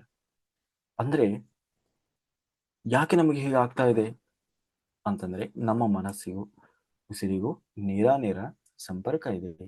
ಹಾಗಾಗಿ ನಾವು ಉಸಿರಾಟದ ಮೇಲೆ ಗಮನ ಇಟ್ಟಾಗ ಏನಾಗ್ತದೆ ಅಂತಂದ್ರೆ, ಉಸಿರಾಟದ ಮೇಲೆ ಯಾವಾಗ ಗಮನ ಇಟ್ಟ ಕೂಡಲೇ ನಮ್ಮ ಮನಸ್ಸಿನ ಮೇಲೆ ಕೆಲಸ ಶುರುವಾಗ್ತದೆ. ಯಾವ ಕೆಲಸ ಅಂತಂದ್ರೆ ನಮ್ಮ ಮನಸ್ಸನ್ನ ಖಾಲಿ ಮಾಡುವ ಕೆಲಸ ಶುರುವಾಗುತ್ತೆ. ಮನಸ್ಸನ್ನ ಹೇಗೆ ಖಾಲಿ ಮಾಡ್ತದೆ ಅಂದ್ರೆ, ಈಗಾಗಲೇ ಎಷ್ಟೋ ನಾವು ಚಿಕ್ಕವರಿಂದ ಹಿಡಿದು ಇಲ್ಲಿಯವರೆಗೆ ಎಷ್ಟೊಂದು ಆಲೋಚನೆಗಳನ್ನ, ಎಷ್ಟೊಂದು ಆ ಏನು ಆಲೋಚನೆಗಳನ್ನೆಲ್ಲ ನಾವು ಆ ಮನಸ್ಸಿನ ಒಳಗೆ ತುಂಬಿಕೊಂಡಿದ್ದೀವಲ್ಲ, ಅದನ್ನೆಲ್ಲ ಅದೇನ್ ಮಾಡ್ಲಿಕ್ಕೆ ಶುರು ಮಾಡ್ತದೆ? ಕ್ಲೀನ್ ಮಾಡ್ಲಿಕ್ಕೆ ಶುರು ಮಾಡ್ತದೆ. ಅಂದ್ರೆ ನೀವು ಈಗ ಕಣ್ಣು ಮುಚ್ಚಿ, ಎರಡು ಕಾಲುಗಳನ್ನ, ಕೈಗಳನ್ನ ಲಾಕ್ ಮಾಡಿ ಕಣ್ಮುಚ್ಚಿ ಕೂತ ಕೂಡಲೇ ನಿಮಗೆ ಮೊದಲಿಗೆ ಉಸಿರಾಟದ ಮೇಲೆ 1 ನಿಮಿಷವೋ 30 ಸೆಕೆಂಡ್ ಉಸಿರಾಟದ ಮೇಲೆ ಗಮನ ಕೊಡ್ತೀರಿ. ಕೂಡಲೇ ನಿಮಗೆ ಯಾವುದೋ ಒಂದು ಆಲೋಚನೆ ಬರ್ತದೆ, ಯಾವುದೋ ಒಂದು ಘಟನೆ ನೆನಪಾಗ್ತದೆ. ನೀವು ಎಷ್ಟೋ ವರ್ಷದ ಹಿಂದೆ ಹೋಗ್ತೀರಿ, ಇಲ್ಲ ಇವತ್ತಿನ ಬೆಳಗಿನ ತಿಂಡಿಗೆ ಹೋಗ್ತೀರಿ, ಇಲ್ಲ ನೀವು ಹೊರಗಡೆ ಹೋದಾಗ ಏನೋ ಕೆಲಸದ ಒಂದು ಘಟನೆಯ ಮೇಲೆ ಹೋಗ್ತೀರಿ, ಇಲ್ಲ ಒಂದು ವಾರದ ಹಿಂದೆ ನಡೆದ ಯಾವುದೋ ಒಂದು ಘಟನೆ, ಅದರ ಮೇಲೆ ನಿಮ್ಮ ಲಕ್ಷ್ಯ ಹೋಗ್ತದೆ ಧ್ಯಾನದಲ್ಲಿ. ಹೋದಾಗ ಕೂಡಲೇ ಏನ್ ಮಾಡಬೇಕು? ಅದು ಹೋಗಬೇಕು. ಹೋಗ್ಲಿಕ್ಕಾಗಿ ಉಸಿರಾಟದ ಮೇಲೆ ಗಮನ ಇಡ್ತಾ ಇರೋದು. ಹಾಗೆ ಹೋದಾಗ ಪುನಃ ನಾವು ಏನ್ ಮಾಡಬೇಕು? ವಾಪಸ್ ಬಂದು ಉಸಿರಾಟವನ್ನೇ ಗಮನಿಸಬೇಕು. ಮತ್ತೆ ಇನ್ನೇನು ಯಾವುದೋ ಅದೇ ಘಟನೆ ಅಥವಾ ಇನ್ಯಾವುದೋ ಘಟನೆ ಮತ್ತೆ ನೆನಪಾಗ್ತದೆ, ಮತ್ತೆ ಹೋಗ್ತದೆ. ಯಾಕೆ ಹಾಗೆ ಪದೇ ಪದೇ ಯಾವತ್ತೂ ನಾವು ಯೋಚನೆ ಮಾಡದ, ಅದ್ರ ಬಗ್ಗೆ ನಾವು ಗಮನವೂ ಹರಿಸದ ಎಷ್ಟೋ ಆಲೋಚನೆಗಳು ಸುಖ ಸುಮ್ಮನೆ ಬರ್ತಾ ಇರ್ತದೆ. ಏಕಾಗ್ರತೆ ಅನ್ನೋದು ನಮಗೆ ಬರುವುದಿಲ್ಲ. ಯಾಕೆ ಬರುವುದಿಲ್ಲ ಅಂತಂದ್ರೆ, ನಾವು ಉಸಿರಾಟದ ಮೇಲೆ ಗಮನ ಇಟ್ಟ ಕೂಡಲೇ ಏನಾಗ್ತದೆ, ಒಳಗೆ ಮನಸ್ಸು ಅನ್ನೋದು ತೆರೆದುಕೊಳ್ತದೆ. ಅಂದ್ರೆ ಅದರ ಒಳಗಿರುವ ಆಲೋಚನೆಗಳು ಹೊರಗೆ ಹೋಗ್ಲಿಕ್ಕೆ ಶುರುವಾಗ್ತದೆ. ಆ ಹೊರಗೆ ಹೋಗುವಾಗ ಆ ಆಲೋಚನೆ ನಮಗೆ ಏನಾಗ್ತದೆ, ರಿಪೀಟ್ ಆಗ್ತದೆ. ಹಾಗಾಗಿ ನಾವು ಉಸಿರಾಟದ ಮೇಲೆ ಗಮನ ಹರಿಸುವುದನ್ನ ಸ್ಟಾಪ್ ಮಾಡಿದೀವಿ ಅಂದ್ರೆ ಅದೇ ಆಲೋಚನೆಯಲ್ಲಿ ನಿಂತು ಬಿಡ್ತೇವೆ. ಅಲ್ಲಿ ಖಾಲಿ ಆಗೋದು ಕೂಡ ಸ್ಟಾಪ್ ಆಗ್ಬಿಡ್ತದೆ. ಅದಕ್ಕೆ ನೀವು ಅದು ಆಲೋಚನೆ ಬಂತ, ಆ ಆಲೋಚನೆ ಸ್ವಲ್ಪ ಹೊತ್ತು ನೀವು ಅದನ್ನು ಗಮನಿಸಿ ಪುನಃ ನಿಮಗೆ ಗೊತ್ತಾಯ್ತು, ಅಯ್ಯೋ ನಾನು ಉಸಿರಾಟ ಗಮನಿಸೋದ್ ಬಿಟ್ಟು ಯಾವ್ದು ಆಲೋಚನೆ ಹಿಡ್ಕೊಂಡು ಕೂತಿದ್ದೀನಿ ಅಂತ ಗೊತ್ತಾದ ಕೂಡಲೇ ಪುನಃ ಏನ್ ಮಾಡಬೇಕು, ಉಸಿರಾಟವನ್ನ ಗಮನಿಸಬೇಕು. ಹೀಗೆ ಮತ್ತೆ ಮತ್ತೆ ಮತ್ತೆ ಮತ್ತೆ ಆಲೋಚನೆಗಳ ಬಂದಾಗಲೂ ಕೂಡ ಆಲೋಚನೆಗಳ ಹಿಂದೆ ನಾವು ಹೋಗದೆ ಪುನಃ ಪುನಃ ಉಸಿರಾಟವನ್ನೇ ಗಮನಿಸ್ತಾ ಇದ್ದಾಗ ಏನಾಗ್ತದೆ, ನಿಧಾನವಾಗಿ ನಮಗೆ ಆಲೋಚನೆಗಳು ಒಂದೊಂದಾಗಿ ಕಡಿಮೆ ಆಗ್ಲಿಕ್ಕೆ ಶುರುವಾಗ್ತದೆ. ತುಂಬಾ ಜನ ಹೇಳ್ತಾರೆ, ಇನ್ನು ಆರಂಭದಲ್ಲಿ ಬಂದವರು, ಸ್ವಾಮಿ ಗುರುಗಳೇ ನಾವು ಧ್ಯಾನ ಮಾಡ್ಲಿಕ್ಕೆ ಕೂತ್ಕೊಳ್ತೀವಿ, ಧ್ಯಾನ ಮಾಡ್ಲಿಕ್ಕೆ ಕೂತ್ಕೂಡ್ಲೆ ನಮಗೆ ತುಂಬಾ ಆಲೋಚನೆ ಬರ್ತದೆ, ಏಕಾಗ್ರತೆನೇ ಬರುವುದಿಲ್ಲ. ಆಲೋಚನೆಗಳು ಬರೋದಲ್ಲ, ಅದು ಆಲೋಚನೆಗಳು ಹೋಗ್ತಾ ಇದೆ. ಅಷ್ಟೇ ಅಲ್ಲ, ಮೊದಲು ಉದಾಹರಣೆಗೆ 50 ಆಲೋಚನೆಗಳು ಇರ್ತವೆ ಒಂದು ನಿಮಿಷಕ್ಕೆ. ಅಷ್ಟು ಆಲೋಚನೆ ಬರ್ತಾ ಇರ್ತದೆ, ಒಂದಾದ್ಮೇಲೆ ಒಂದು. ಹಾಗೆ ಬರ್ತದೆ ಅಂತ ನಾವು ಧ್ಯಾನವನ್ನ ನಿಲ್ಲಿಸಬಾರ್ದು. ಅಂದ್ರೆ ಉಸಿರಾಟದ ಮೇಲೆ ಗಮನ ಹರಿಸುವುದನ್ನ ನಿಲ್ಲಿಸಬಾರ್ದು. ಪುನಃ ಪುನಃ ಏನ್ ಮಾಡಬೇಕು, ಉಸಿರಾಟವನ್ನೇ ಗಮನಿಸ್ತಾ ಇರಬೇಕು. ಹೀಗೆ ಉಸಿರಾಟವನ್ನೇ ಗಮನಿಸ್ತಾ ಇದ್ದಾಗ ಆಲೋಚನೆಗಳು ಮೊದಲು 1 ನಿಮಿಷಕ್ಕೆ 50 ಬರ್ತಾ ಇತ್ತು. ನಿರಂತರವಾಗಿ ಮಾಡ್ತಾ ಮಾಡ್ತಾ 1 ನಿಮಿಷಕ್ಕೆ ಅದು ಕಡಿಮೆ ಆಗ್ತಾ ಬರ್ತದೆ, 40ಕ್ಕೆ ಬರ್ತದೆ, ನಂತರ 30ಕ್ಕೆ ಬರ್ತದೆ, 20, 10, 5 ಹೀಗೆ ಕೊನೆಗೆ ಒಂದು ಕೆಲವು ದಿನಗಳ ನಂತರ, ಕೆಲವು ಸಮಯದ ನಂತರ, ತಿಂಗಳುಗಳ ನಂತರ ಆಲೋಚನೆಗಳೇ ಇಲ್ಲದ ಸ್ಥಿತಿಗೆ ಬರ್ತೀವಿ. ಅಂದ್ರೆ 1 ನಿಮಿಷಕ್ಕೆ 1 ಆಲೋಚನೆ ಬರದ ಸ್ಥಿತಿಯನ್ನು ನಾವು ತಲುಪ್ತೇವೆ. 1 ನಿಮಿಷಕ್ಕೆ 1 ಆಲೋಚನೆಯೂ ಬರಲಿಲ್ಲ ಅಂತಂದ್ರೆ ನಾವು ಧ್ಯಾನ ಸ್ಥಿತಿಯನ್ನ ತಲುಪಿದ್ದೇವೆ ಅಂತ ಅರ್ಥ. ಅಂದ್ರೆ ನಾವು ಧ್ಯಾನ ಸ್ಥಿತಿಯನ್ನ ತಲುಪಿದ್ದೇವೆ. ಉದಾಹರಣೆಗೆ ನಾವೀಗ 1 ಗಂಟೆ ಧ್ಯಾನ ಮಾಡ್ತೇವೆ. 1 ಗಂಟೆ ಧ್ಯಾನ ಮಾಡಿ ಎಷ್ಟೋ ಆಲೋಚನೆಗಳು ಬರ್ತದೆ, ಆದ್ರೆ ಯಾವುದೋ ಮಧ್ಯದಲ್ಲಿ 1 ನಿಮಿಷನೋ 2 ನಿಮಿಷನೋ ನಮಗೆ ಆಲೋಚನೆ ಬಂದಿಲ್ಲ. ಅಂದ್ರೆ ಒಂದು ಆಲೋಚನೆಯಿಂದ ಇನ್ನೊಂದು ಆಲೋಚನೆಯ ನಡುವೆ ಇರುವ ಸಮಯ ಏನಿದೆ ಅದು ಧ್ಯಾನ ಸ್ಥಿತಿ ಅಂತ ಅರ್ಥ. ಅದನ್ನು ಏನಂತ ಕರಿತೀವಿ, ಧ್ಯಾನ ಸ್ಥಿತಿ. ಒಂದು ಆಲೋಚನೆ ಬಂತು, ಮಧ್ಯೆ 2 ನಿಮಿಷ ನಮಗೆ ಯಾವುದೇ ಆಲೋಚನೆ ಬರಲಿಲ್ಲ, ಮತ್ತಿನ್ನೊಂದು ಯಾವುದೋ ಬಂತು ಅಂದ್ರೆ ಅರ್ಥ ಆ 2 ನಿಮಿಷ ಏನಂತ ಕರಿತೀವಿ, ಅದನ್ನ ಧ್ಯಾನ ಸ್ಥಿತಿ. ನೀವು 1 ಗಂಟೆ ಧ್ಯಾನ ಮಾಡಿ ಆ 2 ನಿಮಿಷ ನಿಮಗೆ ಆಲೋಚನೆ ಬಂದಿಲ್ಲ ಅಂದ್ರೆ ನೀವು ಎಷ್ಟು ಹೊತ್ತು ಧ್ಯಾನ ಮಾಡಿದ್ದೀರಿ ಅಂದ್ರೆ ಅರ್ಥ ಬರೀ 2 ನಿಮಿಷ ನಿಮ್ಮ ಧ್ಯಾನ ಅಂತ ಅರ್ಥ. ನೀವು ಅನ್ಕೊಂಡಿರ್ಬೋದು, ನಾನು 1 ಗಂಟೆ ಧ್ಯಾನ ಮಾಡಿದೆ, ಆದ್ರೆ 1 ಗಂಟೆ ಧ್ಯಾನ ನಡೆದಿಲ್ಲ. ಮತ್ತೆ ಆ ಧ್ಯಾನ ಸ್ಥಿತಿಯನ್ನು ತಲುಪಲಿಕ್ಕಾಗಿ 1 ಗಂಟೆ ನೀವು ಪ್ರಯತ್ನ ಮಾಡಿದ್ದೀರಿ. ಆ 1 ಗಂಟೆಯ ಪ್ರಯತ್ನದಲ್ಲಿ ನಿಜವಾಗಲೂ ನೀವು ಧ್ಯಾನ ಸ್ಥಿತಿಯನ್ನ ತಲುಪಿದ್ದು ಎಷ್ಟು ಹೊತ್ತು ಅಂದ್ರೆ 1 ನಿಮಿಷವೋ ಇಲ್ಲ 2 ನಿಮಿಷವೋ ಅಷ್ಟೇ. ಆ 1 ನಿಮಿಷ 2 ನಿಮಿಷವೂ ಕೂಡ ಹೇಗೆ ಅಂದ್ರೆ ಒಂದು ಆಲೋಚನೆಯಿಂದ ಇನ್ನೊಂದು ಆಲೋಚನೆಗೆ ನಡುವೆ ಇರುವಂತಹ ಮಧ್ಯಮ ಗ್ಯಾಪ್, ಅದನ್ನ ಏನಂತ ಕರಿತೀವಿ, ಆಲೋಚನಾ ರಹಿತ ಸ್ಥಿತಿ ಅಂತ. ಅದನ್ನೇ ನಾವು ಧ್ಯಾನ ಸ್ಥಿತಿ ಅಂತ ಕರೆಯೋದು. ಹೀಗೆ ಮಾಡ್ತಾ ಮಾಡ್ತಾ ಹೋದಾಗ ಏನಾಗ್ತದೆ, ನಾವು ಕೆಲವು ದಿನಗಳ ನಂತರ ಅದನ್ನು ಕರೆಕ್ಟಾಗಿ ನಾವು ಶ್ರದ್ಧೆಯಿಂದ, ಯಾವುದೇ ಗೈಡಿಂಗ್ ಮೇಲೆ ಮನಸ್ಸು ಇಡದೆ, ಯಾವುದೇ ಚಿತ್ರ, ಮಂತ್ರ, ರೂಪ, ಯಾವುದೇ ಸಂಗೀತ, ಮ್ಯೂಸಿಕ್ಕು ಯಾವುದರ ಮೇಲೂ ಗಮನ ಹರಿಸದೆ ಸುಮ್ಮನೆ ಶಾಂತವಾಗಿ ಮೌನವಾಗಿ ಕೂತ್ಕೊಂಡು ಉಸಿರಾಟದ ಮೇಲೇನೆ ಗಮನ ಹರಿಸಿ ನಾವು ಕೂತ್ಕೊಂಡ್ರೆ, ಸರಿಯಾಗಿ ಧ್ಯಾನ ಮಾಡ್ತಾ ಕೂತ್ಕೊಂಡ್ರೆ ಕೇವಲ 48 ದಿವಸದಲ್ಲಿ ನಾವು ಆಲೋಚನಾ ರಹಿತ ಸ್ಥಿತಿಯನ್ನು ತಲುಪಬಹುದು ಅಂತ ಹೇಳಿ ಪತ್ರಿಜಿ ಗುರುಗಳು ಹೇಳ್ತಾರೆ. ಎಷ್ಟು ದಿವಸ? ಕೇವಲ 48 ದಿವಸದಲ್ಲಿ ಆಲೋಚನಾ ರಹಿತ ಸ್ಥಿತಿಯನ್ನು ತಲುಪಬಹುದು. ಆದರೆ ಸರಿಯಾಗಿ ಮಾಡಿದರೆ, ಶ್ರದ್ಧೆಯಿಂದ ಮಾಡಿದರೆ, ದಿನಕ್ಕೆ ಕನಿಷ್ಠ 3 ತಾಸಾದರೂ ಧ್ಯಾನ ಮಾಡಿದರೆ. ಈ ನಮ್ಮ ರಾತ್ರಿ ಧ್ಯಾನದ ಗುಡಾಕೇಶ ಧ್ಯಾನ ಸಾಧನೆಯಲ್ಲಿ ನಾನು ಗಮನಿಸಿದ ಹಾಗೆ ಇಲ್ಲಿ ದೊಡ್ಡ ಬೆನಿಫಿಟ್ ಏನು ಅಂತಂದ್ರೆ ಅತಿ ಶೀಘ್ರದಲ್ಲಿ ನಾವು ಆಲೋಚನಾ ರಹಿತ ಸ್ಥಿತಿಯನ್ನು ಹೋಗಿ ತಲುಪಬಹುದು. ಅತಿ ಶೀಘ್ರದಲ್ಲಿ ನಮ್ಮ ಚಿತ್ತವೃತ್ತಿ ನಿರೋಧ ಸ್ಥಿತಿಯನ್ನು ನಾವು ತಲುಪಲಿಕ್ಕೆ ಸಾಧ್ಯ ಆಗ್ತದೆ. ಧ್ಯಾನದಲ್ಲಿ ಪರಿಪಕ್ವತೆಯನ್ನು ನಾವು ಹೊಂದಬಹುದು. ಎರಡನೇದಾಗಿ, ಈಗ ಧ್ಯಾನ ಸ್ಥಿತಿ ಅಂದ್ರೆ ಏನು ಅಂತ ಗೊತ್ತಾಯ್ತು. ಯಾವಾಗ ನಾವು ಆಲೋಚನೆಗಳೇ ಬರದ ಸಮಯದಲ್ಲಿ ನಾವು ಧ್ಯಾನ ಮಾಡ್ಲಿಕ್ಕೆ ಶುರು ಮಾಡಿದ್ವೋ ಅದನ್ನ ನಾವು ಏನಂತ ಕರಿತೀವಿ? ಧ್ಯಾನ ಅಂತ ಕರೆಯೋದು. ಅಲ್ಲಿವರೆಗೂ ಮಾಡಿದ್ದು ಧ್ಯಾನ ಅಲ್ಲ, ಧ್ಯಾನ ಸ್ಥಿತಿಯನ್ನ ಅಥವಾ ಧ್ಯಾನವನ್ನ ಮಾಡ್ಲಿಕ್ಕೆ ಪ್ರಯತ್ನ ನಡೆದಿದೆ ಅಲ್ಲಿವರೆಗೆ. ಹಾಗಾದ್ರೆ ಈಗ ನಾವು ಆಲೋಚನಾ ರಹಿತ ಸ್ಥಿತಿ ಅಂತಂದ್ರೆ ಏನು? ಆ ಸ್ಥಿತಿಗೆ ನಾವು ಹೇಗೆ ತಲುಪಿದ್ವಿ ಅಂತಂದ್ರೆ, ಮೊದಲು ಮನಸ್ಸು ಇದೆಯಲ್ವಾ, ಆ ಮನಸ್ಸಿನಲ್ಲಿ ನಾವು ಯಾವಾಗ ಉಸಿರಾಟದ ಮೇಲೆ ಗಮನ ಇಟ್ಟು ಸರಿಯಾದ ಧ್ಯಾನ, ಕೇವಲ ಮನಸ್ಸಿನ ಮೇಲೆ ಉಸಿರಾಟದ ಮೇಲೆ ಗಮನ ಇಟ್ಟು ಧ್ಯಾನ ಮಾಡ್ಲಿಕ್ಕೆ ಶುರು ಮಾಡ್ತೀವೋ ಆಗ ಏನಾಗ್ತದೆ ಅಂತಂದ್ರೆ, ಮೊದಲು ಮನಸ್ಸು ಚಂಚಲವಾಗಿರ್ತದೆ. ಚಂಚಲ ಅಂದ್ರೆ ಹೊಯ್ದಾಡ್ತಾ ಇರ್ತದೆ, ಆ ಕಡೆ ಓಡ್ತದೆ, ಈ ಕಡೆ ಓಡ್ತದೆ. ಒಂದು ಕಡೆ ಅದನ್ನ ನಿಲ್ಲಿಸೋದೇ ದೊಡ್ಡ ಸವಾಲಾಗಿರ್ತದೆ. ಆ ಚಂಚಲವಾದ ಮನಸ್ಸು ನಿಶ್ಚಲವಾಗ್ತದೆ. ಅಂದ್ರೆ ಹೊಯ್ದಾಡುವುದು ನಿಲ್ತದೆ. ಫಸ್ಟ್ ಆ ಕಡೆ ಓಡೋದು, ಈ ಕಡೆ ಓಡೋದು, ಅದೆಲ್ಲ ಅಂದ್ರೆ ಇದು ಹಂತಗಳು. ಮನಸ್ಸು ಚಿತ್ತವೃತ್ತಿ ನಿರೋಧ ಆಗುವವರೆಗೂ ಒಂದೊಂದು ಹಂತಗಳನ್ನು ದಾಟಿ ಬರ್ತದೆ. ಮೊದಲು ಚಂಚಲವಾಗಿರ್ತದೆ ಮನಸ್ಸು, ಮರ್ಕಟ ಅಂತೀವಲ್ವ, ಕೋತಿ ಇದ್ದ ಹಾಗೆ. ಕೋತಿ ಒಂದ್ ಕಡೆ ನಿಂತ್ಕೊಳ್ತದ? ಇಲ್ಲ, ಅಲ್ಲಿ ಹಾರ್ತದೆ, ಇಲ್ಲಿ ಹಾರ್ತದೆ, ಅಲ್ಲಿ ಬರ್ತದೆ, ಇಲ್ಲಿ ಬರ್ತದೆ, ಅದನ್ನ ನಡೀತದೆ, ಇದನ್ನ ನಡೀತದೆ. ಸುಮ್ಮನೆ ಕೂತುಕೊಳ್ಳೋ ಜಾಯಿಮಾನ ಕೋತಿಯದ್ದು ಅಲ್ಲ. ಮನಸ್ಸು ಕೂಡ ಹಾಗೆ ಮಾಡ್ತದೆ, ಚಂಚಲವಾಗಿರ್ತದೆ. ಧ್ಯಾನ ಮಾಡೋದಕ್ಕಿಂತ ಮುಂಚೆ ಪ್ರತಿಯೊಬ್ಬರ ಮನಸ್ಸು ಕೂಡ ಅದೇ ಸ್ಥಿತಿಯಲ್ಲಿ ಇರ್ತದೆ. ಯಾವಾಗ ನಾವು ಮನಸ್ಸು ಆ ತರ ಚಂಚಲ ಆಗುವುದು ಏನಾಗ್ತದೆ, ನಿರಂತರ ಸಾಧನೆ ಮಾಡ್ತಾ ಮಾಡ್ತಾ ನಿಶ್ಚಲವಾಗ್ತದೆ. ನಿಶ್ಚಲ ಅಂತಂದ್ರೆ ಆ ಹೊಯ್ದಾಡುವುದು ಸ್ಟಾಪ್ ಆಗ್ತದೆ. ಇನ್ನೂ ನಾವು ಸಾಧನೆಯನ್ನು ಮುಂದುವರಿಸಿದಾಗ ಆ ಏನು ಮನಸ್ಸು ಎಷ್ಟೋ ದುರಾಲೋಚನೆಗಳಿಂದ, ಕೆಟ್ಟ ಆಲೋಚನೆಗಳಿಂದ, ದುರ್ಬುದ್ಧಿಗಳಿಂದ ಏನಾಗಿರ್ತದೆ, ಗಲೀಜಾಗಿರ್ತದೆ. ಆ ರೀತಿಯಾದಂತಹ ಮನಸ್ಸು ಏನಾಗ್ತದೆ, ನಿಧಾನವಾಗಿ ನಿರ್ಮಲ ಸ್ಥಿತಿಗೆ ಬರ್ತದೆ.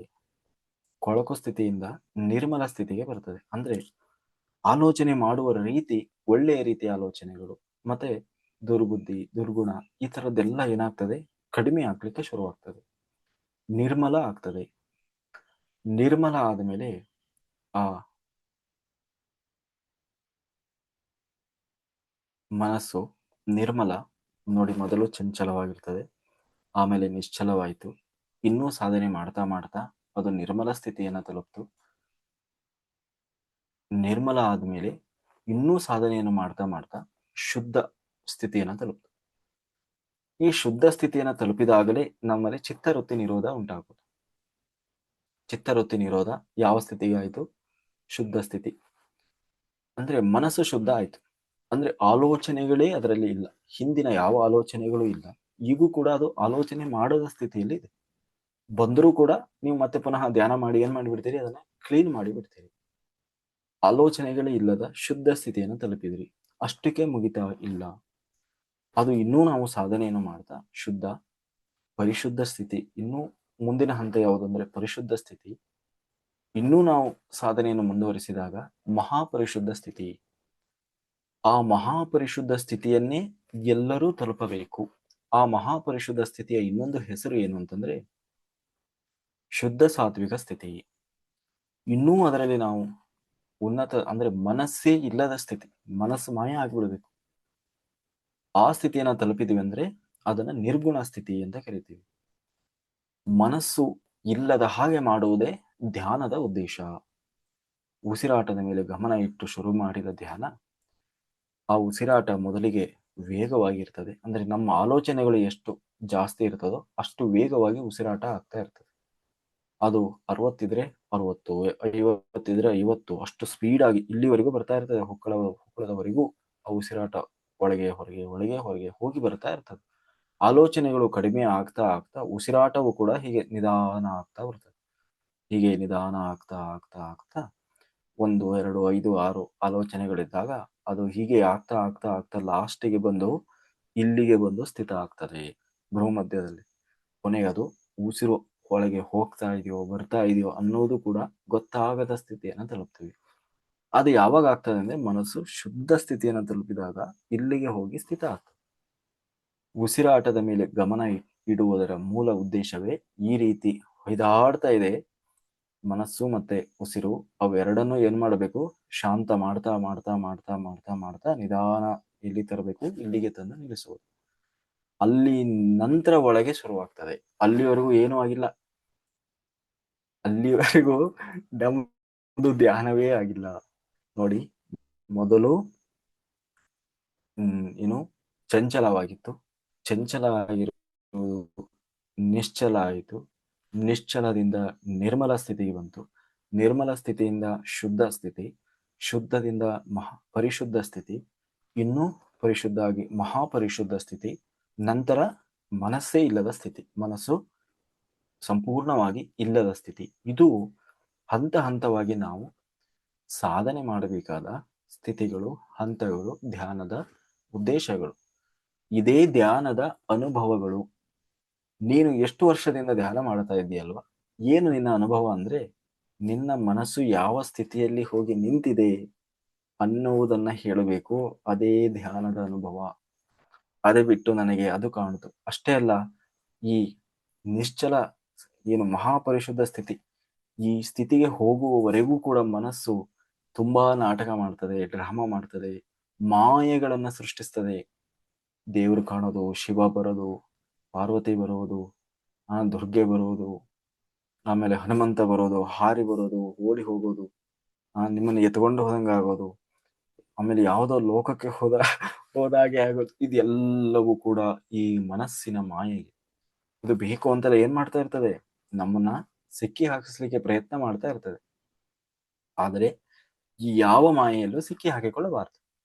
ಏನ್ ಮಾಡಬೇಕು? ಸುಮ್ಮನೆ ನಾವು ನಮ್ಮ ಸಾಧನೆಯ ಮೇಲೆ ಸರಿಯಾಗಿ ಗಮನ ಕೊಡ್ತಾ ಕೊನೆಗೆ ಎಲ್ಲಿ ಹೋಗ್ಬೇಕು? ಆ ಮಹಾಪರಿಶುದ್ಧ ಸ್ಥಿತಿಯನ್ನು ಹೋಗಿ ತಲುಪಬೇಕು. ಮಹಾಪರಿಶುದ್ಧ ಸ್ಥಿತಿಯನ್ನು ನಾವು ತಲುಪಿದ ಮೇಲೆ ನಾವು ಧ್ಯಾನದಲ್ಲಿ ಇನ್ನೂ ಸಾಧಿಸುವುದು ಏನೂ ಇರುವುದಿಲ್ಲ. ಆ ಸ್ಥಿತಿಯನ್ನು ನಾವು ಯಾವಾಗಲೂ ಕಾಪಾಡಿಕೊಳ್ಳೋದು ಒಂದೇ ನಮ್ದು ಏನಿರ್ತದೆ, ಬಾಕಿ ಇರ್ತದೆ. ಆಮೇಲೆ ನಾವು ಎಲ್ಲರಿಗೂ ಧ್ಯಾನವನ್ನ ಹೇಳ್ಕೊಡೋದು. ಆ ನಂತರ ನಮ್ಮಲ್ಲಿ ಇನ್ನೂ ಜ್ಞಾನ ಅನ್ನೋದು ಹೆಚ್ಚಾಗ್ಲಿಕ್ಕೆ ಶುರುವಾಗ್ತದೆ. ಜ್ಞಾನ ಸಂಪಾದನೆ. ಆ ಪಡೆದ ಜ್ಞಾನವನ್ನ ನಾವೆಲ್ಲರಿಗೂ ಹಂಚಲಿಕ್ಕೆ ಶುರು ಮಾಡ್ತೀವಿ. ಹೀಗೆ ಇದು ಧ್ಯಾನ ಮಾಡುವ ಪದ್ಧತಿ, ಧ್ಯಾನದ ಪರಮ ಉದ್ದೇಶ. ಕೊನೆಗೆ ನಾವು ಧ್ಯಾನದಲ್ಲಿ ಹೊಂದಬೇಕಾದಂತಹ ಸ್ಥಿತಿ. ಇದನ್ನ ನಾವು ಎಷ್ಟು ಮಾಡ್ತಾ ಇದ್ದೀವಿ, ಹೇಗೆ ಮಾಡ್ತಾ ಇದ್ದೀವಿ, ಯಾವ ಸ್ಥಿತಿಯಲ್ಲಿ ಇದ್ದೀವಿ ಅನ್ನೋದನ್ನ ನಾವು ಏನ್ ಮಾಡಬೇಕು? ಅರ್ಥ ಮಾಡಿಕೊಳ್ಬೇಕು. ಆಯ್ತಾ? ಹೀಗೆ ಇದು ಸರಿಯಾದ ಧ್ಯಾನ. ನಾವು ಅದು ಬಿಟ್ಟು ನನಗೆ ಆ ಏನೋ ಆ ಧ್ಯಾನ ಚೆನ್ನಾಗಿದೆ, ಈ ಧ್ಯಾನ ಚೆನ್ನಾಗಿದೆ, ಅದನ್ನ ಮಾಡಿದ್ರೆ ಒಳ್ಳೇದಾಗ್ಬೋದೇನೋ, ಇದನ್ನ ಮಾಡಿದ್ರೆ ಒಳ್ಳೇದಾಗ್ಬೋದೇನೋ, ಹಾಗಾದ್ರೆ ಆಗ್ತದೇನೋ, ಹೀಗಾದ್ರೆ ಆಗ್ತದೇನೋ ಅಂತ ನೀವು ಅಲ್ಲಿ ಏನೋ ನನಗೆ ಈ ಯಾವುದು ಮ್ಯೂಸಿಕ್ ಧ್ಯಾನ ಮಾಡೋದು, ಆಮೇಲೆ ಯಾವುದೋ ಕುಂಡಲಿನಿ ಧ್ಯಾನ, ಚಕ್ರ ಧ್ಯಾನ, ಆಮೇಲೆ ಸೌಂಡ್ ಹೀಲಿಂಗು, ಮತ್ತೆ ರೇಖಿ ಹೀಲಿಂಗು, ಆಮೇಲೆ ಮತ್ತೆ ಯಾವುದು ಚಕ್ರ ಧ್ಯಾನ, ಏನೇನೋ ಇರ್ತದಲ್ಲ, ಕರ್ಮ ಪ್ರಕ್ಷಾಳ ಧ್ಯಾನ. ಹೀಗೆ ವಿಧ ವಿಧವಾಗಿ ನೀವು ಧ್ಯಾನ ಪದ್ಧತಿಗಳನ್ನು ಆಚರಿಸ್ತಾ ಹೋದರೆ ಮನಸ್ಸು ಅನ್ನುವುದು ನಿಶ್ಚಲ ಸ್ಥಿತಿಯಲ್ಲೇ ಉಳಿದಿರ್ತದೆ. ಯಾವತ್ತೂ ಕೂಡ ಅದು ನಿಶ್ಚಲ ಇರುವುದು ಏನೋ ಚಂಚಲ ಸ್ಥಿತಿಯಲ್ಲೇ ಇರ್ತದೆ. ಅದು ಯಾವತ್ತೂ ಕೂಡ ನಿಶ್ಚಲ ಸ್ಥಿತಿಗೆ ಬರುವುದಿಲ್ಲ. ಮಹಾಪರಿಶುದ್ಧ ಸ್ಥಿತಿ ಇರಲಿ, ಅದು ನಿಶ್ಚಲ ಸ್ಥಿತಿಗೆ ಹೋಗುವುದಿಲ್ಲ. ನೀವು ಆರಂಭದಲ್ಲೂ ಚಂಚಲ ಸ್ಥಿತಿಯಲ್ಲೇ ಇತ್ತು, 10 ವರ್ಷ 20 ವರ್ಷ ಧ್ಯಾನ ಮಾಡಿದರು, ಕೊನೆಗೂ ಚಂಚಲ ಸ್ಥಿತಿಯಲ್ಲೇ ಮನಸ್ಸು ಉಳಿದಿರ್ತದೆ. ಯಾವ ಪರಿವರ್ತನೆಯು ಬಂದಿರುವುದಿಲ್ಲ. ನಿಮಗೆ ಅನಿಸಿರ್ತದಷ್ಟೇ, ನನಗೆ ಅಷ್ಟು ನಾನು ಧ್ಯಾನ ಮಾಡಿದ್ದೇನೆ, ಇಷ್ಟು ಧ್ಯಾನ ಮಾಡಿದ್ದೇನೆ. ಎಷ್ಟು ವರ್ಷ ಧ್ಯಾನ ಮಾಡಿದ್ದೀವಿ ಅನ್ನೋದು ಮುಖ್ಯ ಅಲ್ಲ. ಧ್ಯಾನದಲ್ಲಿ ಹೊಂದಬೇಕಾದ ಸ್ಥಿತಿಗಳಲ್ಲಿ ಯಾವ ಸ್ಥಿತಿಯನ್ನು ನಾವು ಹೊಂದಿದ್ದೇವೆ ಅನ್ನುವುದು ಮುಖ್ಯ. ಆಯ್ತಾ? ಇದು ಇವತ್ತು ಯಾವುದು ಸರಿಯಾದ ಧ್ಯಾನ, ಹೇಗೆ ನಾವು ಧ್ಯಾನ ಮಾಡಬೇಕು, ಧ್ಯಾನದ ಉದ್ದೇಶ ಏನು ಅನ್ನೋದರ ಬಗ್ಗೆ ನಾವಿವತ್ತು ತಿಳ್ಕೊಂಡಿದ್ದು. ನಾಳೆ ದಿವಸ ಇನ್ನೂ ಪ್ರತಿನಿತ್ಯವೂ ಕೂಡ ಇನ್ನೂ ವಿಶೇಷವಾದ ಜ್ಞಾನದೊಂದಿಗೆ ಪರಿಪೂರ್ಣವಾಗಿ ಅರ್ಥ ಮಾಡಿಕೊಳ್ಳುವ ಒಂದು ಹಂತದವರೆಗೆ ನಾವು ಪ್ರತಿನಿತ್ಯ ಧ್ಯಾನ ಮತ್ತು ಈ ಆತ್ಮಜ್ಞಾನವನ್ನು ಹೊಂದುತ್ತಾ ಹೋಗೋಣ. ನಾಳೆಯಿಂದ ಇನ್ನೂ ದಿನದಿಂದ ದಿನಕ್ಕೆ ಅದ್ಭುತವಾದ ವಿಷಯಗಳೊಂದಿಗೆ ನಾವು ಭೇಟಿಯಾಗೋಣ, ಆಯಿತಾ? ಸೊ ಹಾಗಾಗಿ ಯಾರೂ ದಯಮಾಡಿ ಈ 48 ದಿವಸದ ಮಂಡಲ ಧ್ಯಾನವನ್ನು ದಯಮಾಡಿ ಮಿಸ್ ಮಾಡಿಕೊಳ್ಬೇಡಿ. ಈಗ ರಾತ್ರಿ ಎಲ್ಲ ಇದು ಧ್ಯಾನ ಇರ್ತದೆ, ಆಯಿತಾ? ರಾತ್ರಿ ಎಲ್ಲ ಧ್ಯಾನ ಇರ್ತದೆ. ಊಹಾಪೋಹ